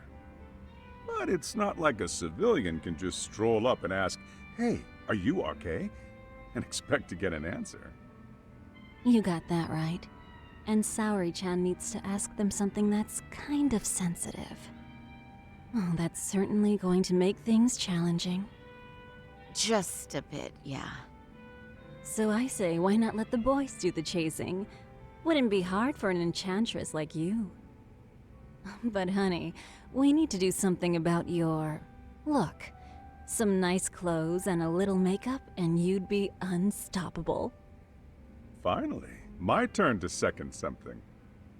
I suppose I would need to look approachable.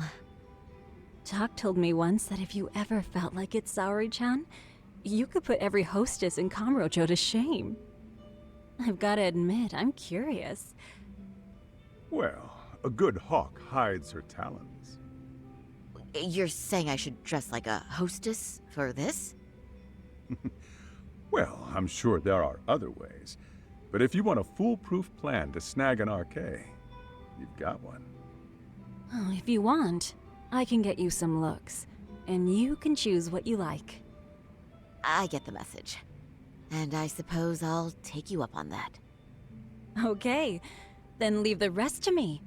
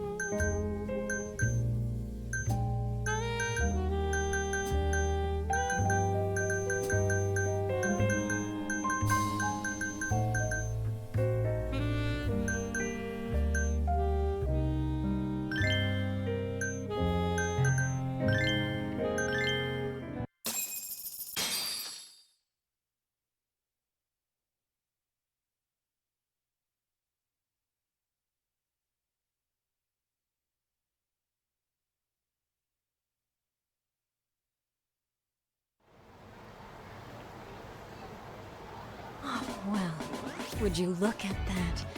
Doc was right on the money. I couldn't have imagined. You sure about that, Mari-san? I hardly feel comfortable wearing this in front of you. What are you saying? You're so pretty. I wouldn't say so. Really? You're dynamite. Though, there is one thing that's missing. What's that? Pride. That's the final touch you need.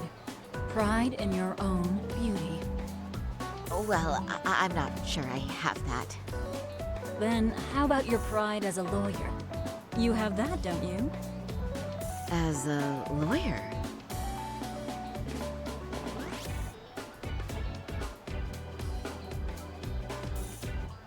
Yes, there it is. Go ahead and take a look.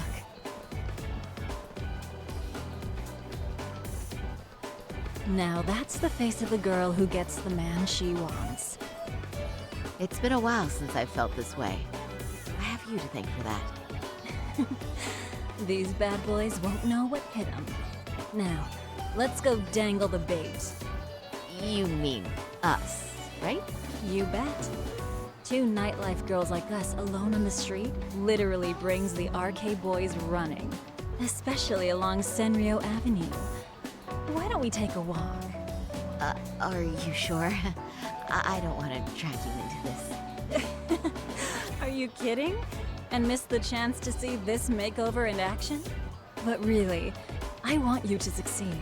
I promise I won't be a bother.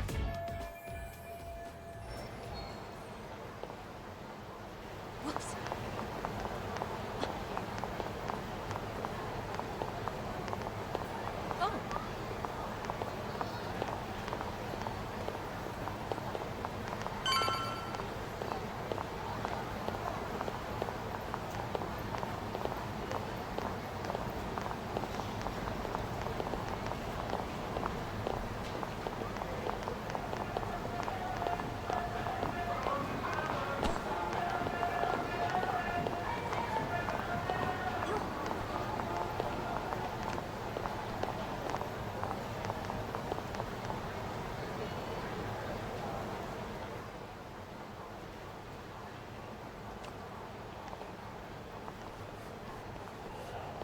Excuse me, ladies. You, get lost on the way to the beauty pageant?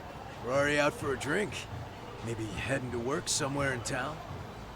Oh, we're just two girls bar hopping by our lonesome. Isn't that right? Mm-hmm. Oh, in that case, why don't you roll with us? I know a great place. You could drink all you want. Wow, you guys loaded or something? We can throw them back, you know. You sure? Hell yeah! There's a place my buddy runs. I'd be thrilled to see some ladies like you.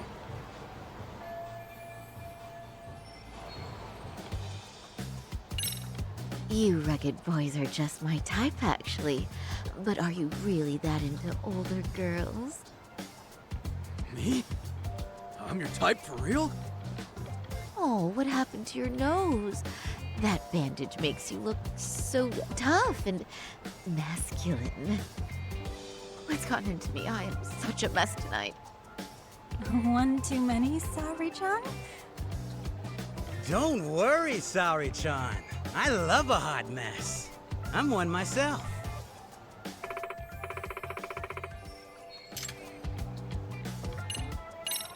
Let's be real here. You're RK, aren't you? What makes you say that? Yeah. What kind of chick straight up asks if you're in a gang?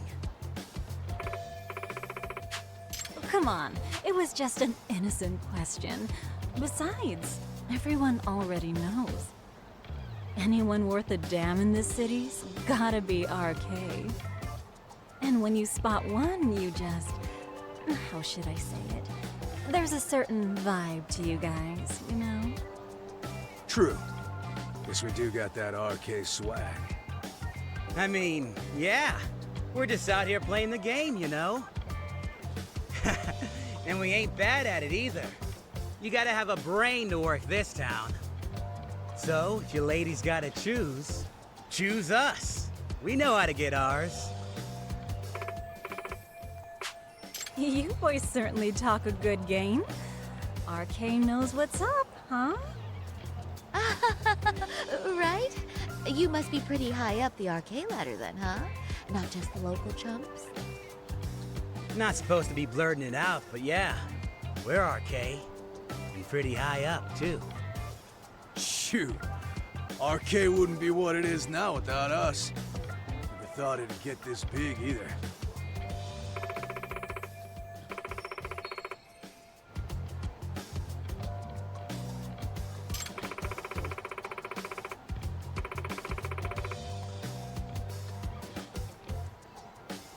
RK has Kamurocho pretty much wrapped around its finger now, huh?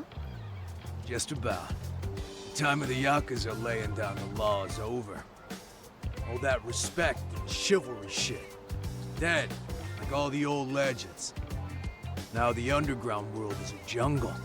And winning the fight's all that matters. Wow, must be hard. But I think that's hot. That reminds me. Weren't you RK guys looking for someone recently? A man who disappeared a few years ago? Oh yeah, him.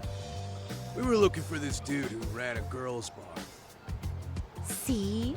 I knew you guys would know what that's about. Oh well, 5 years ago he suddenly disappeared. But that's not even news in Kamurocho. That's so crazy, though. What happened to him? You ever end up finding the guy? Nah, didn't work out. No surprise, he was just a punk anyway. Name was Kawhi. Way I heard it, some of his old friends rolled up on him one night. My guess is, it was trouble from another town catching up to him. Anyway, they argue for a bit, and it ends with the guy getting shoved into a van.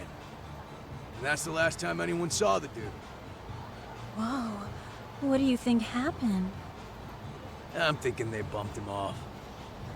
If he was still breathing, he'd be back by now. I heard he never even picked up his final paycheck. My guess, he's fish food now. Or they buried him on some remote-ass mountain. You have any idea who would have done that to him? Don't know. They say it was 10 or so people. Young, both men and women. Doesn't sound like a gang thing. But who knows, right? It was 5 years ago.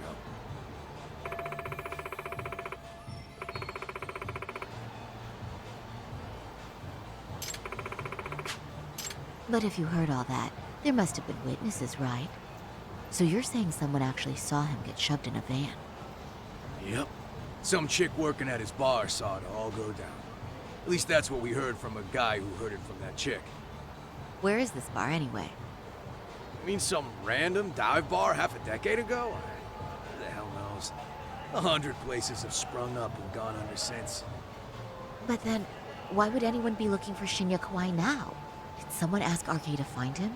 Think that's right? Hell if I know. It's a question for the top of the food chain. But hold on a sec. Can I ask you something? Huh? Just a minute ago, you mentioned a Shinya Kawai. How'd you know his full name when we never told you? Oh, shit! You're only talking to us because you wanted dirt on Kawai. So who the hell are you? What do you think you're doing? Let go of her! Who sent you?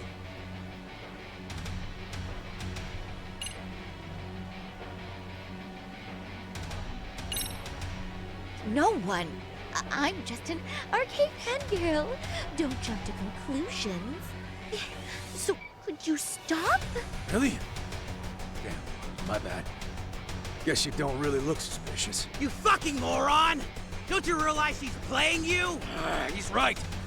No charming your way out of this one. Start talking or else.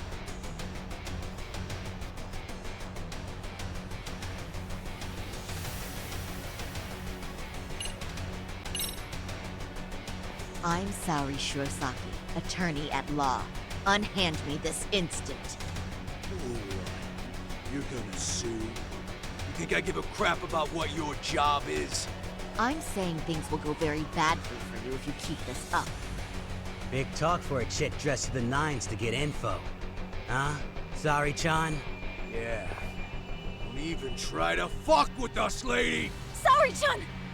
Huh? What the? Beat it, punk. Higashi-san! Asshole!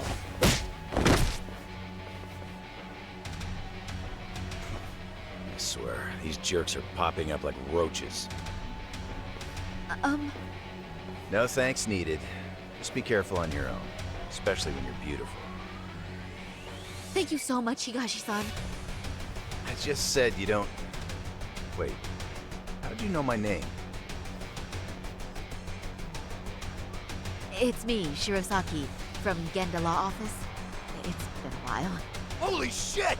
No way! Man, I didn't realize. Shirosaki Sensei. I didn't recognize you. You look incredible.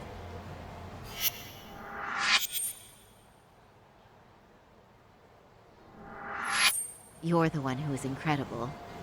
This is all my fault. I was the one who put Mari-san in danger. You really saved us. Young, strong, handsome. That's 3 out of 3 for me.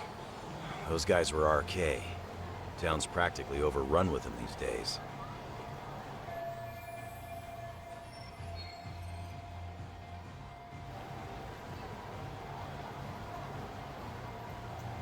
If you'd like, I can escort you somewhere safe. I got nothing but time on my hands. Oh, you don't say. Perfect. Who says we can't still salvage some fun out of tonight? Oh, before we do that, let me call Yagami-san.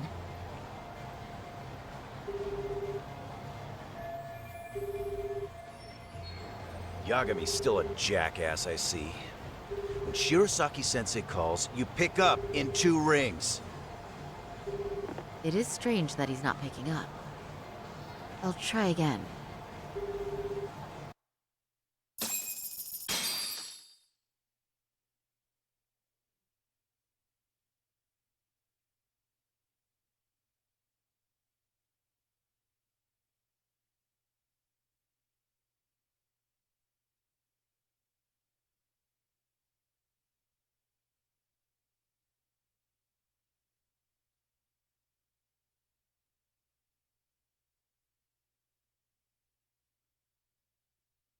Wait, he was killed? Uh-huh. Kinda gives me deja vu now that I think about it. Here you have Kawai and Mikoshiba, 2 known school bullies, and they both end up murder victims? That could be for a number of reasons. It's not rare for people to disappear in Kamurocho. Usually the trouble is money or women. Maybe that was the case for Kawai. Could be. Okay, we'll investigate Kawai a bit more on our end. With RK asking around, word on the street will be loud enough to hear. Alright, thanks.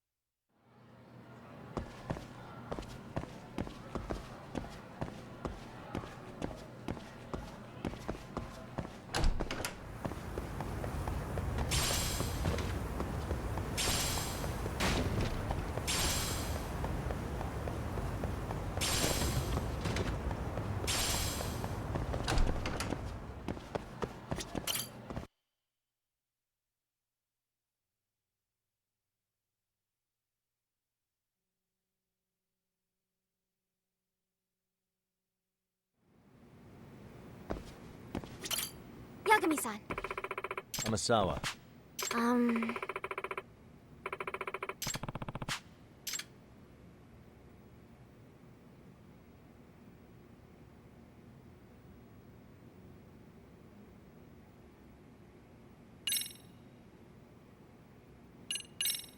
Yeah. Thank you very much.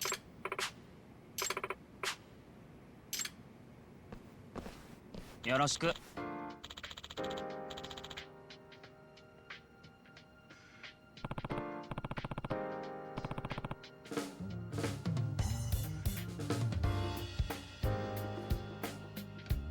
Hey.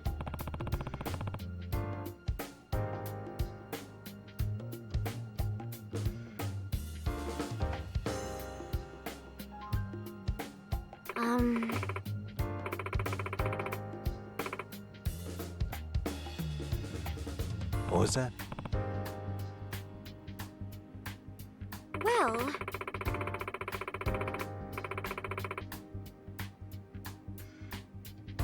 So.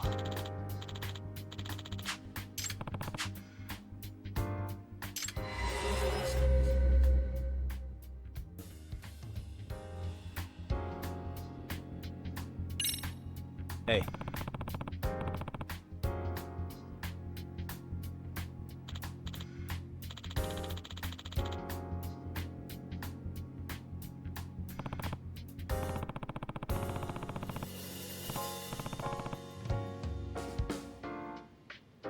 yes.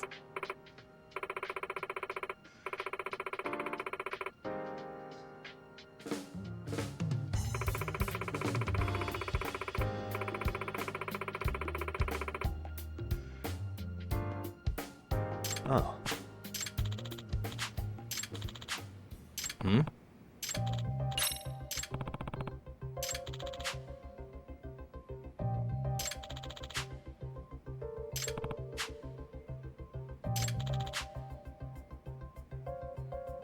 Hmm.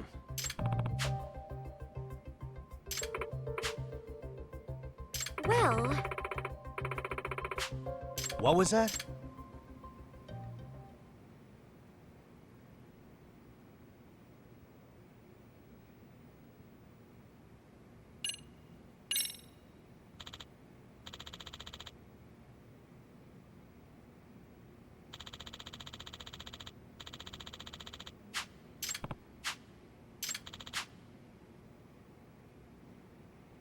Hmm. Huh?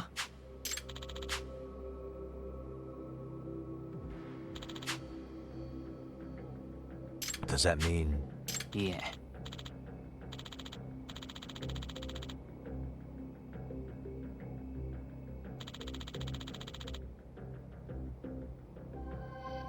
I see.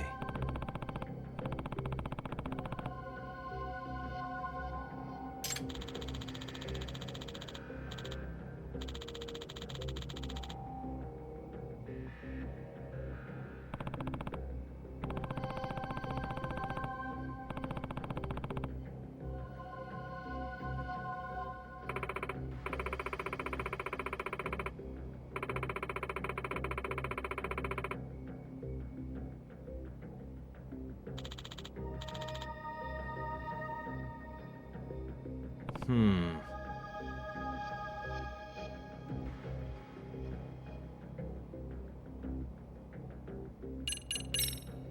Excuse me.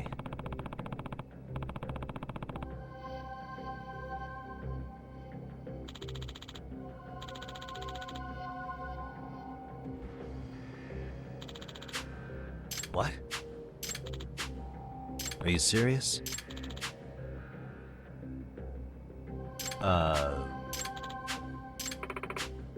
Huh?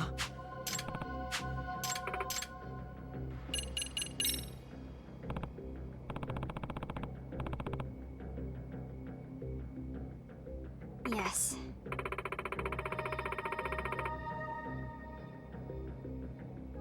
Hmm? Well,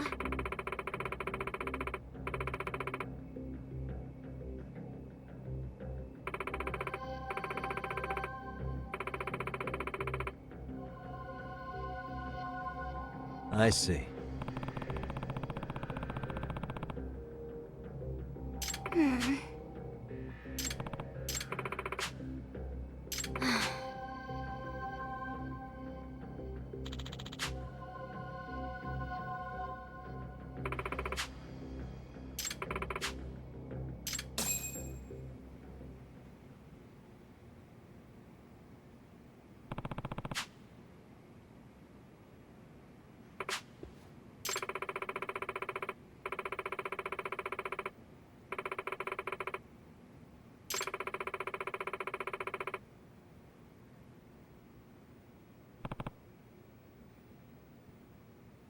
That being said,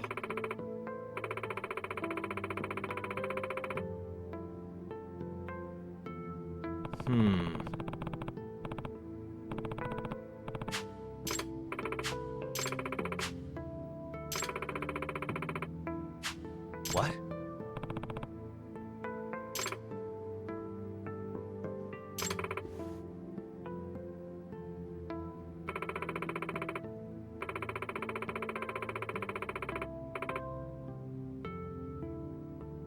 Gotcha.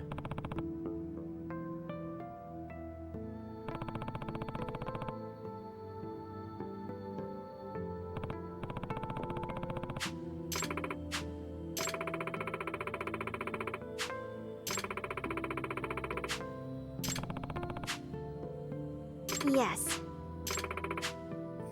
Yagami-san, Yeah. thank you very much. Yes. そう。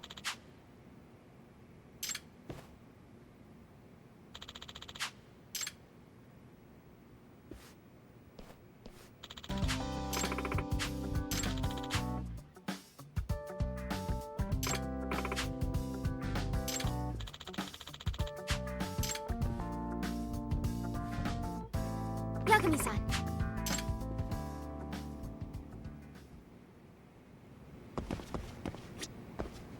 Oh, we're off then?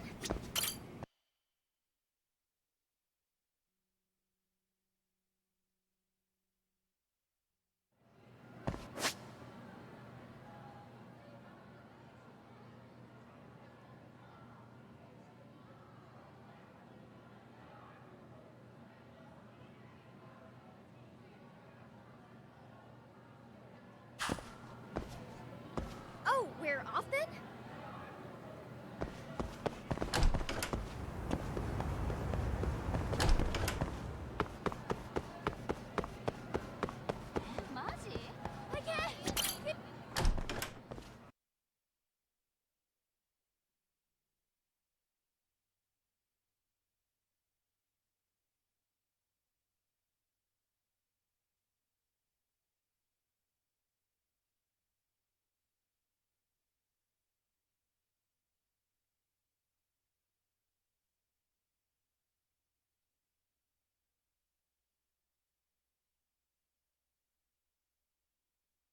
Yagami-san, would you say that you tail people often?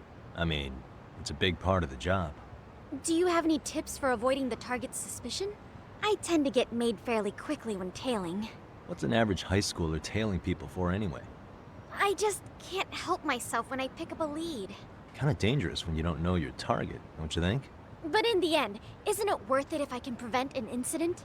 No. Not if it's something that puts your own life at risk. I somehow hadn't considered that. Oh, we're off then?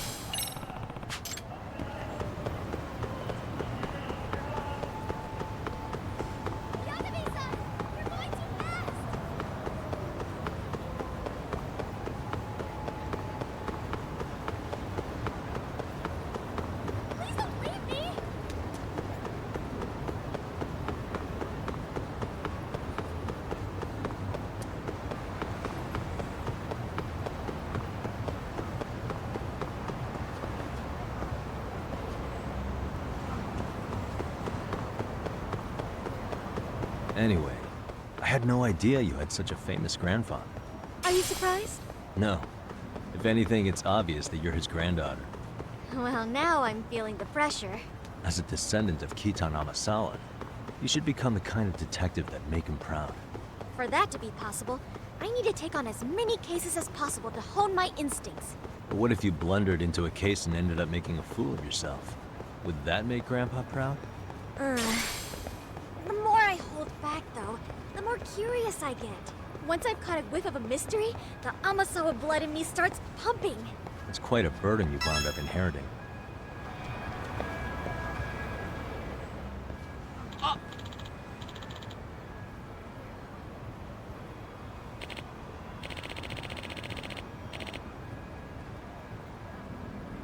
It's a pleasure. どうも。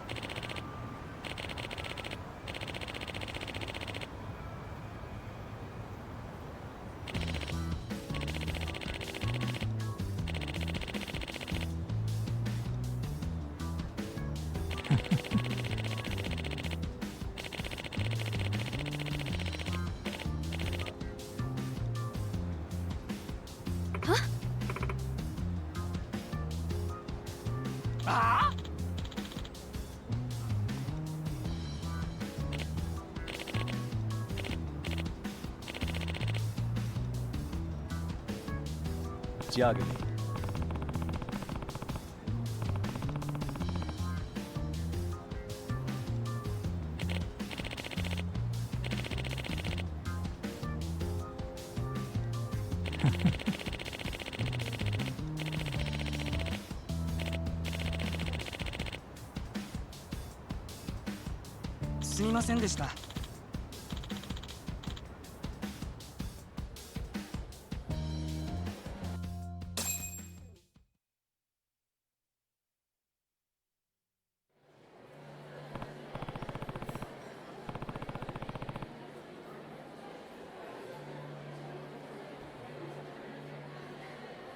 Here.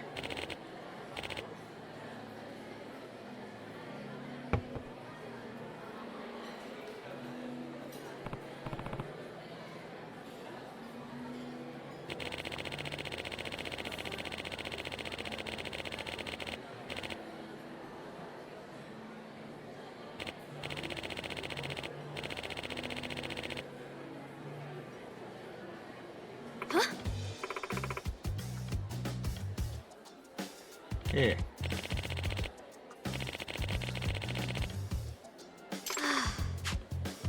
Amasawa.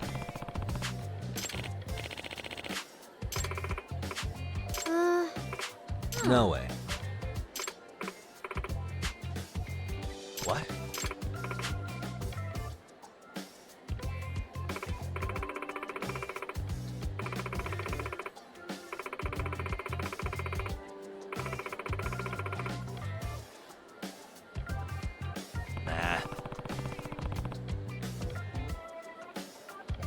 That being said,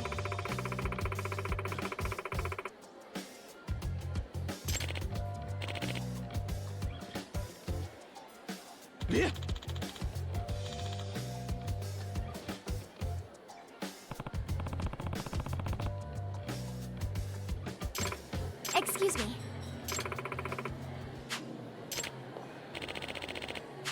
Well,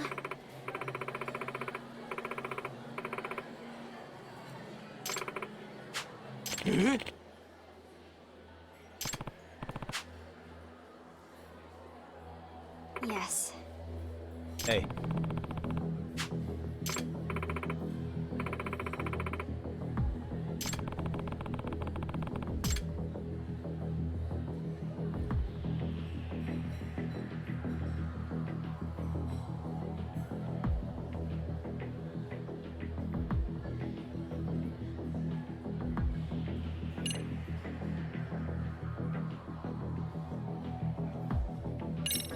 Amasawa. Yes.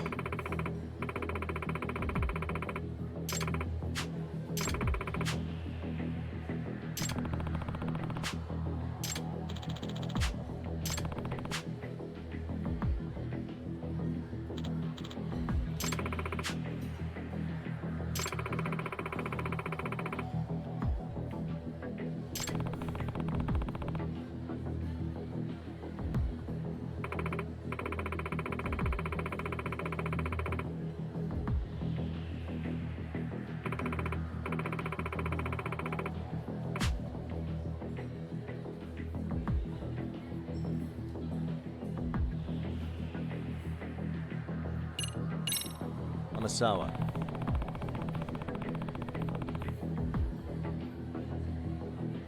Yes.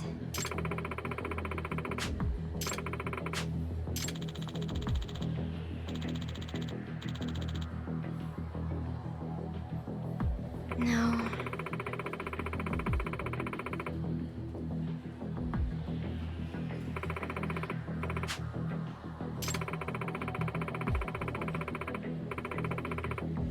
Seriously? Well,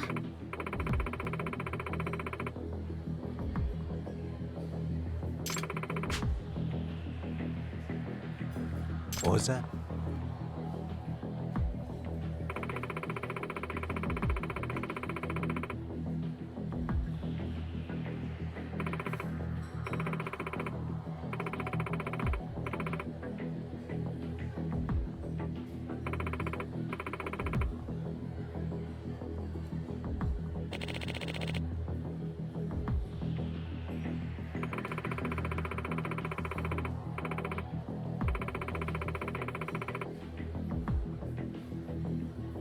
Hey.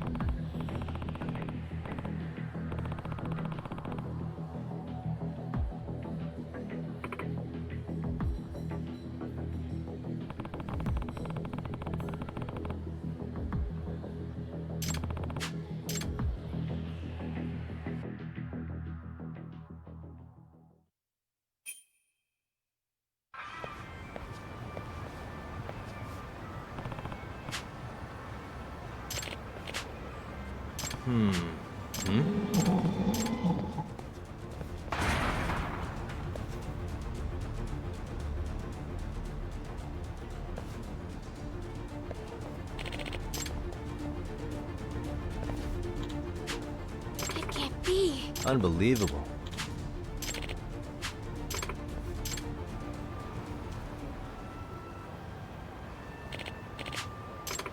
Excuse me. Please and thank you. Yes.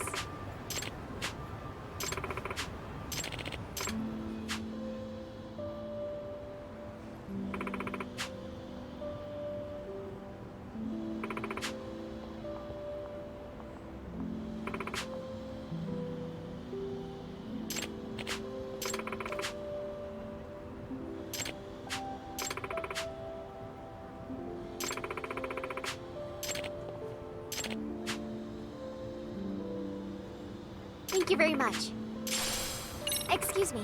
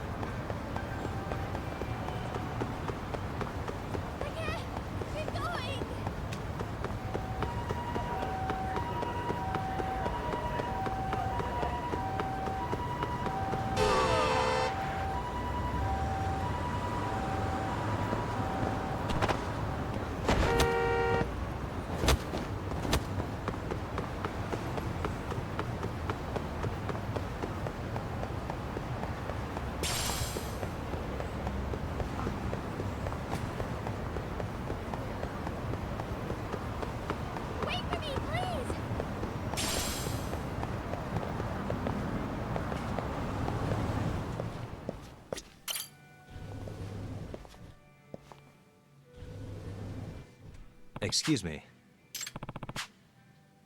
Oh, It's a pleasure. いや、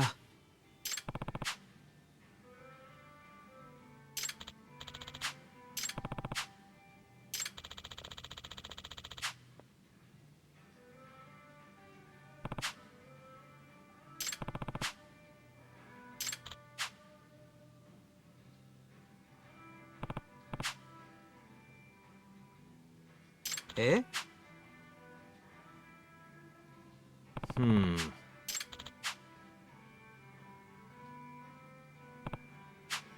Yagami-san. Yeah. Hmm? Yagami-san! Are you serious?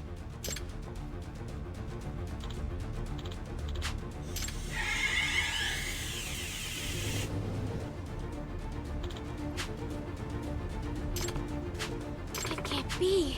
Hmm.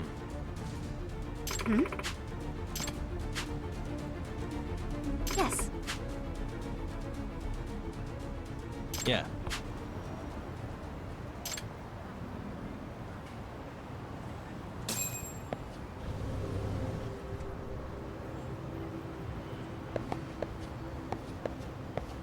What the?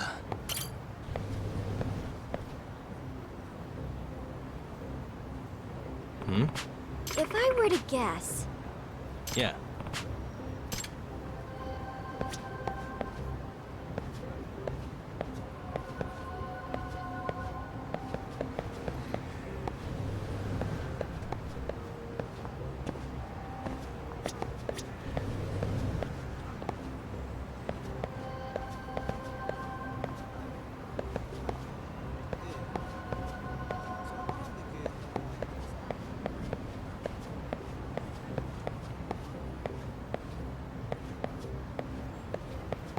Suspicious. Ah, which means yeah.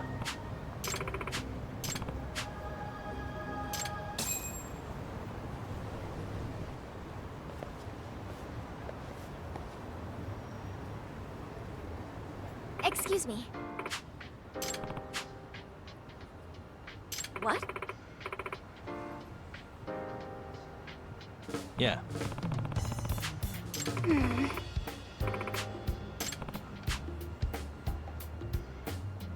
Mm-hmm. Yeah. Nah. Please and thank you. Gotcha. Yes.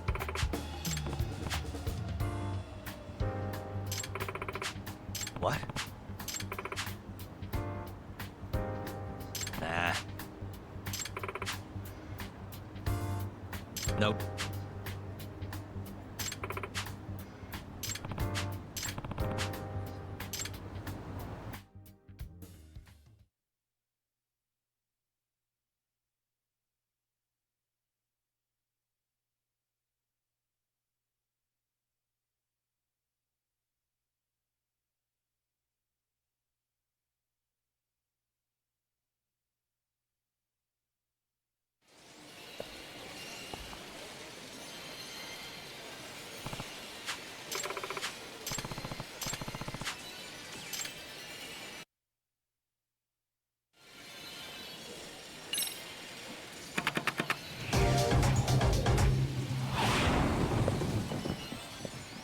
Time to step it up.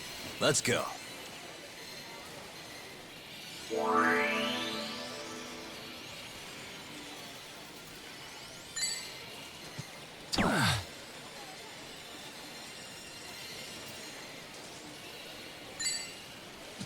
Yep.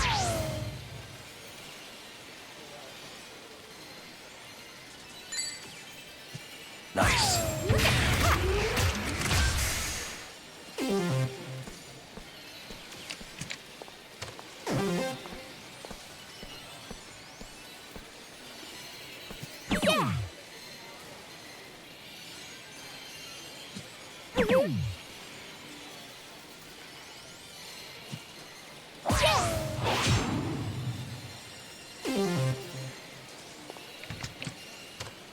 My turn then.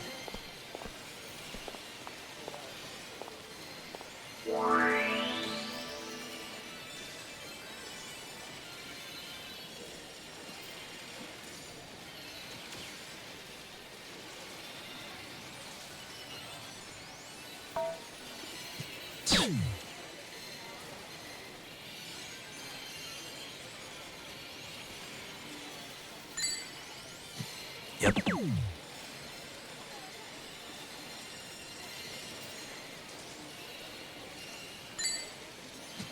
Nice.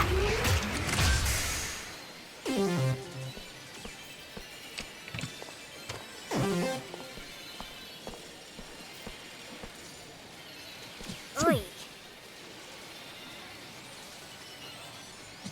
No way.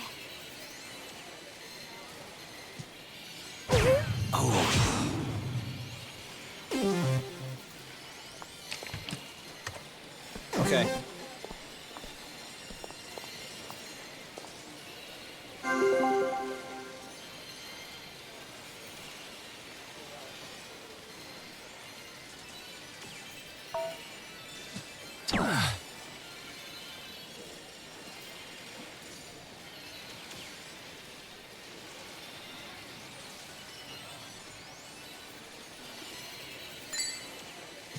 Yep.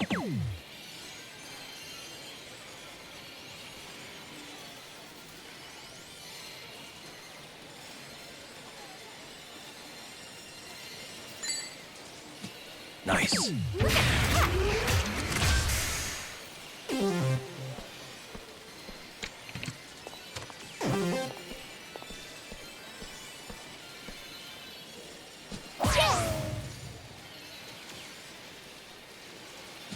Oi.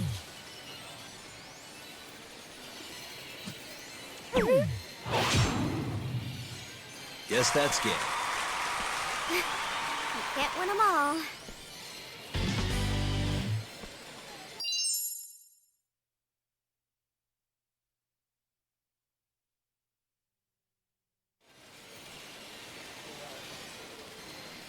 There we go. Amasawa.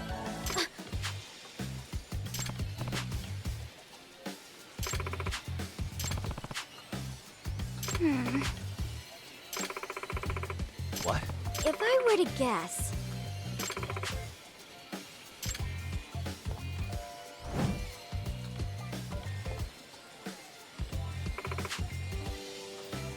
I see.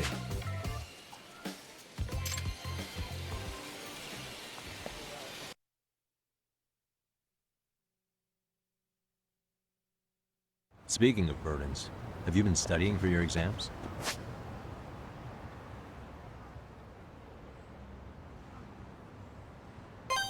that is something I try not to think about too much. Obsessing over rote memorization would affect my reasoning skills. Well, I reason that you shouldn't let your club activities get in the way of your studies. I admit that's also something I try not to think about. That doesn't sound like the Amasawa I know. Gotta face the facts sometime. No, stop it! Oh, brother. That way?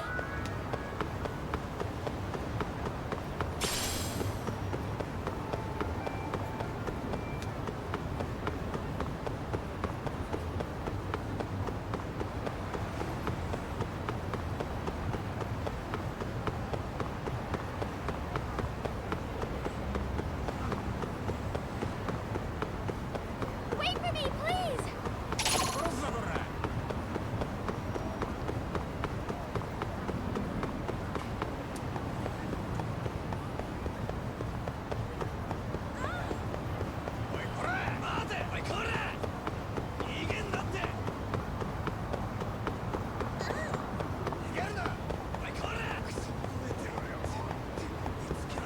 Please don't leave me!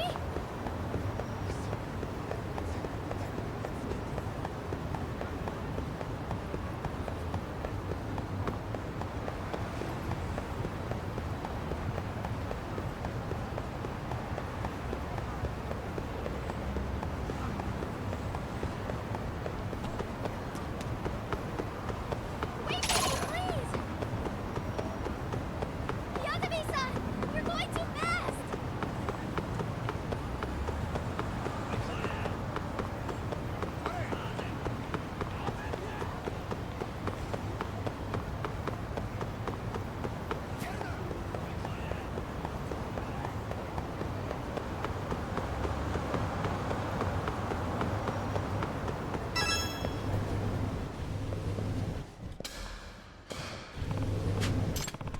Yes.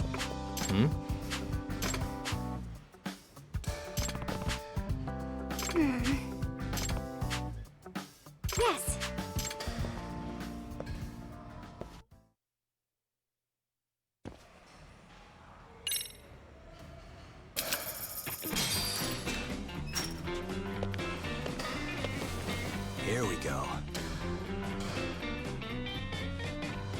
All right. Yep.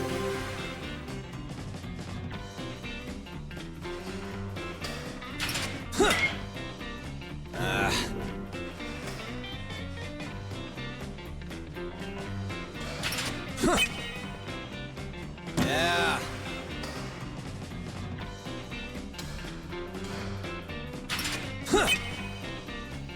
Nice.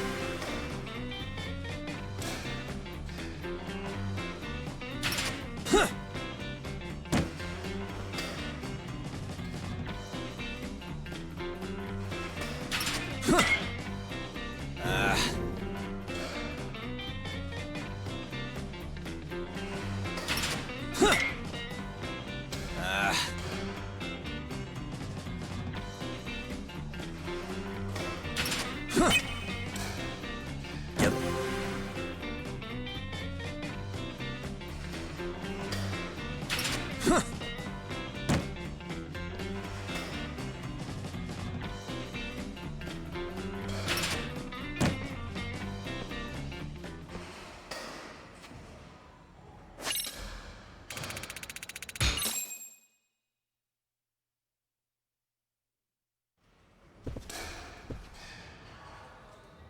Hmm? Nah.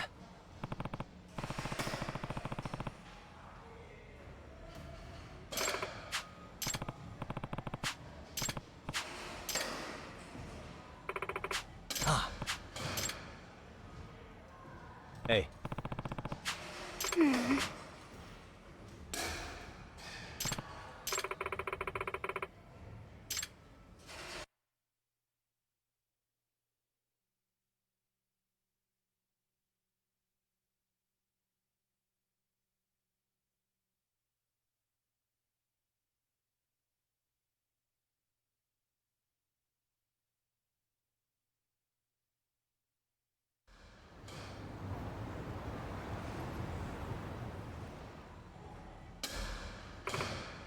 Hey.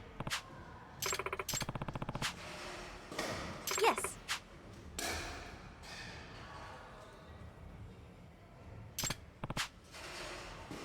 Hmm. Yes. Oh. Well...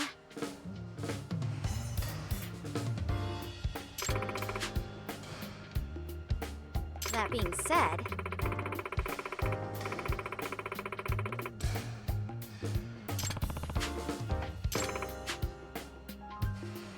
Oh. Hmm?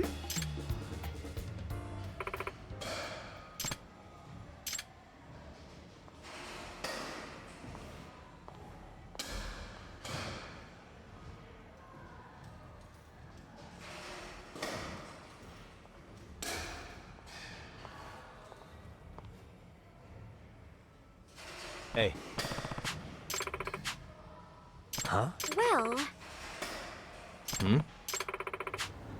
What? Yes.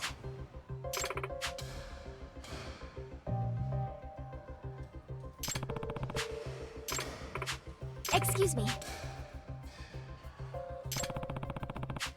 Yes.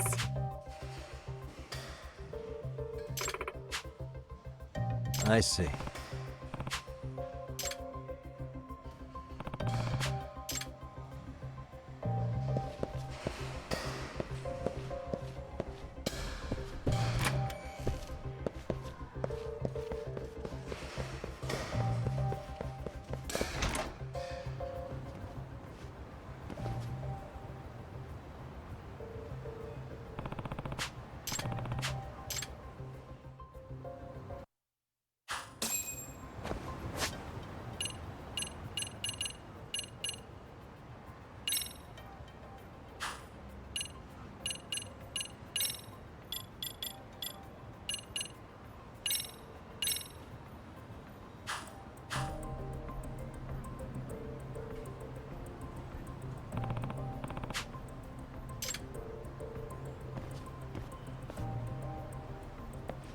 Hey.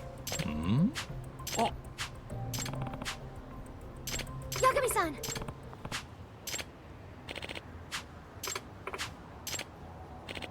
Mm-hmm.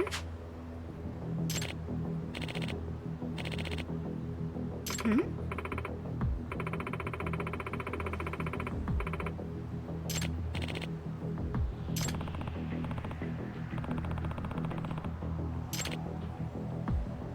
Hey.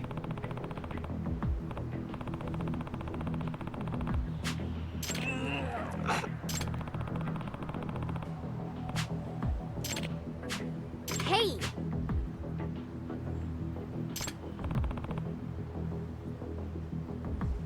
Huh?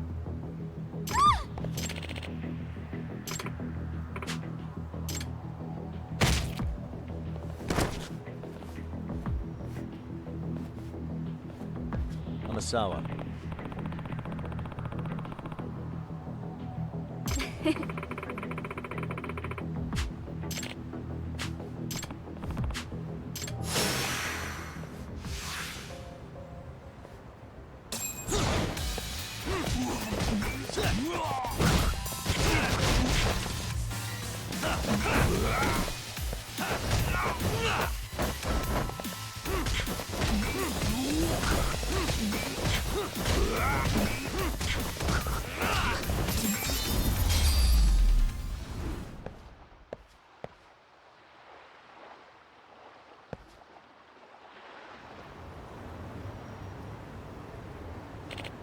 Hey. Nah.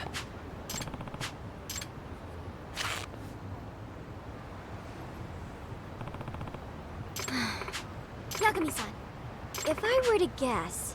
Yeah. Yes. Yagami-san. Suspicious. Hey. Ah. What? Hmm.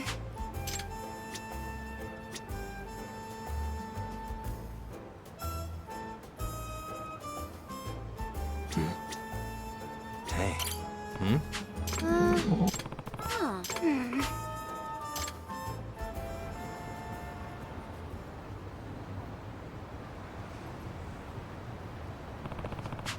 Which means... What was that? If I were to guess... Yes. I see. In other words, Yes.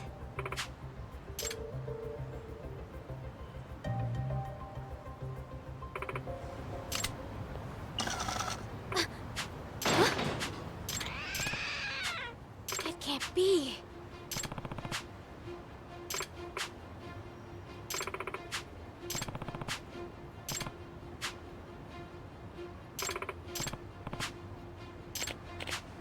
no way.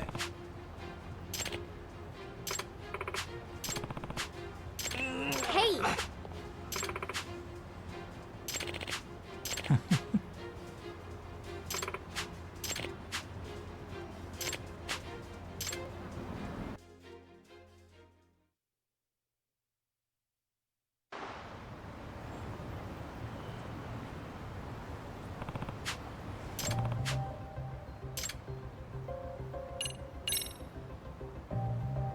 If I have this right, Hmm?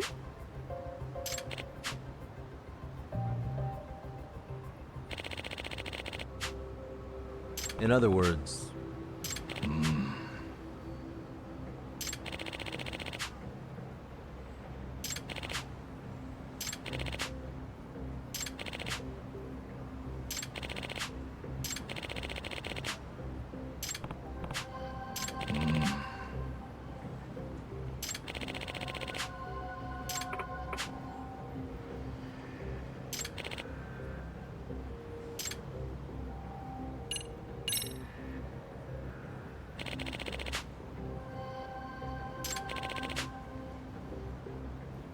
It can't be.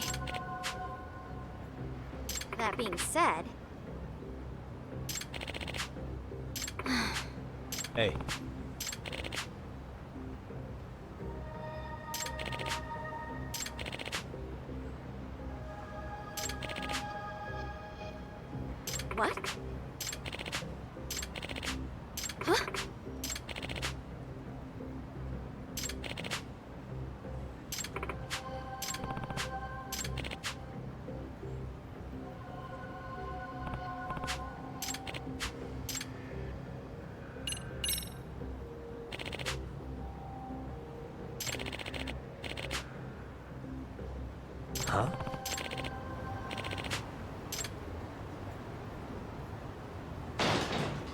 Huh?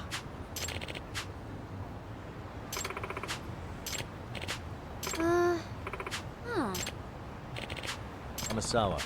If I were to guess...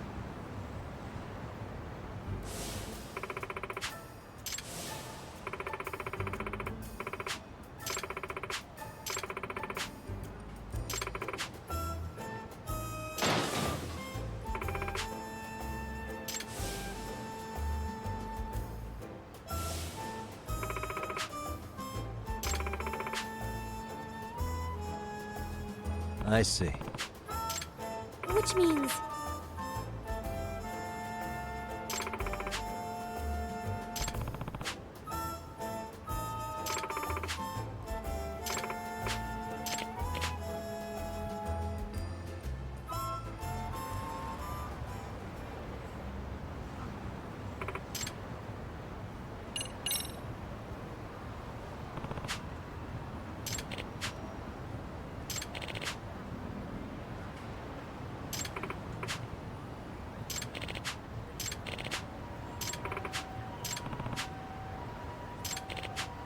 If I were to guess...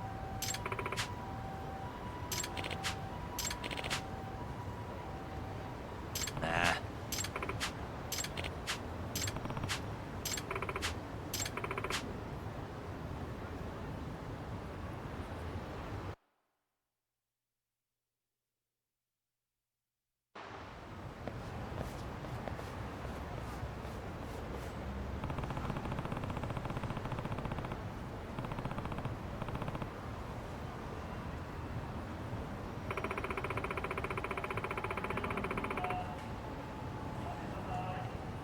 Yeah.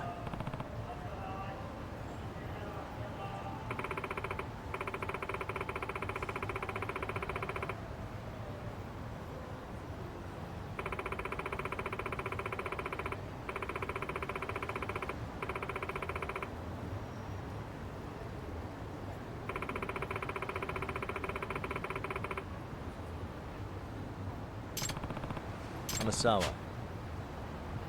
Yes. Huh? Yeah.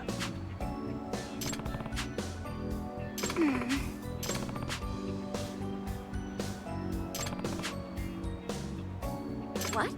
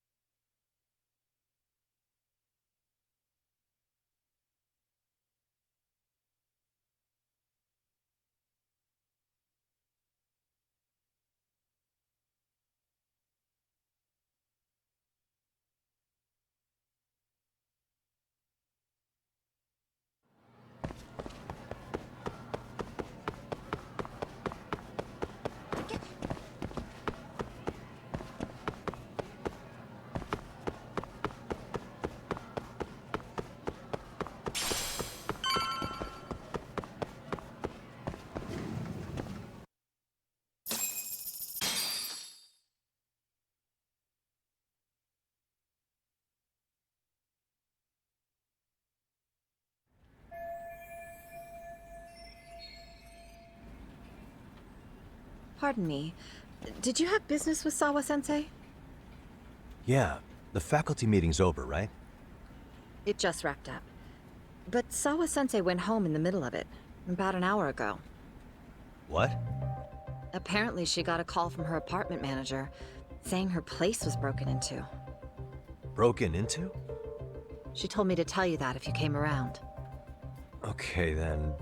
Do you think you could give me her contact info or something?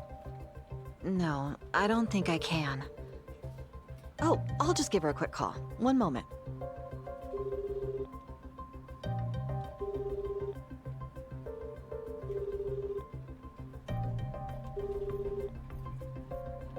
No, she's not answering. They're probably busy. But I guess she's home then? I'd say so. Her place is within walking distance. It is? Sawa-sensei lives in Ijincho? Yes, but I really shouldn't be giving that kind of info out. Sure, I appreciate the need for privacy.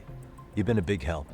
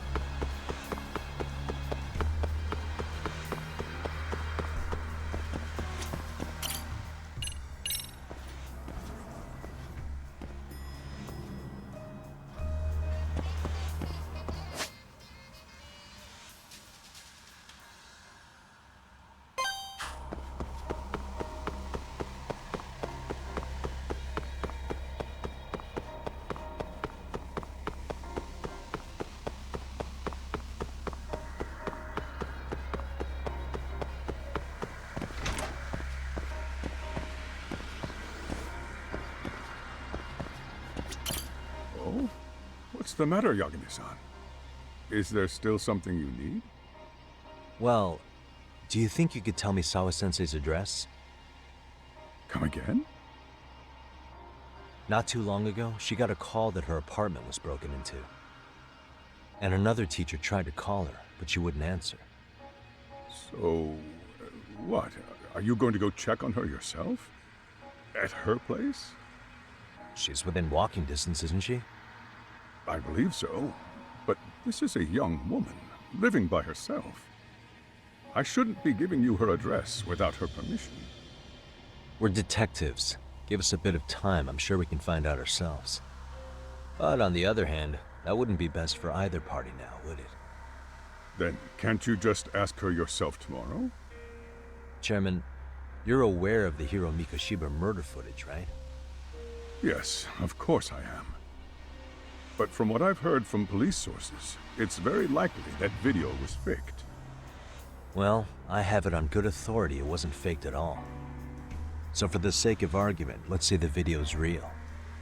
And that Ihara is the one behind having posted it deliberately. He's got the Criminal Affairs Department saying it's probably faked.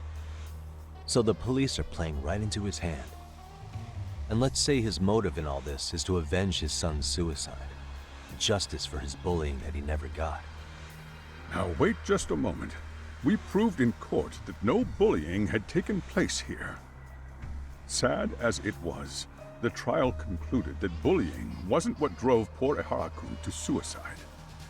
Actually, before Toshiro-kun killed himself, Sawa-sensei reported a bullying incident to his homeroom teacher. What? But at the trial, she wasn't able to testify to that. She had no choice but to deny the whole thing. From Ihara's perspective, that was unforgivable. And after all that, Mikoshiba was murdered, and now Sawa-sensei isn't picking up her phone following a break-in at her place. What are you implying here?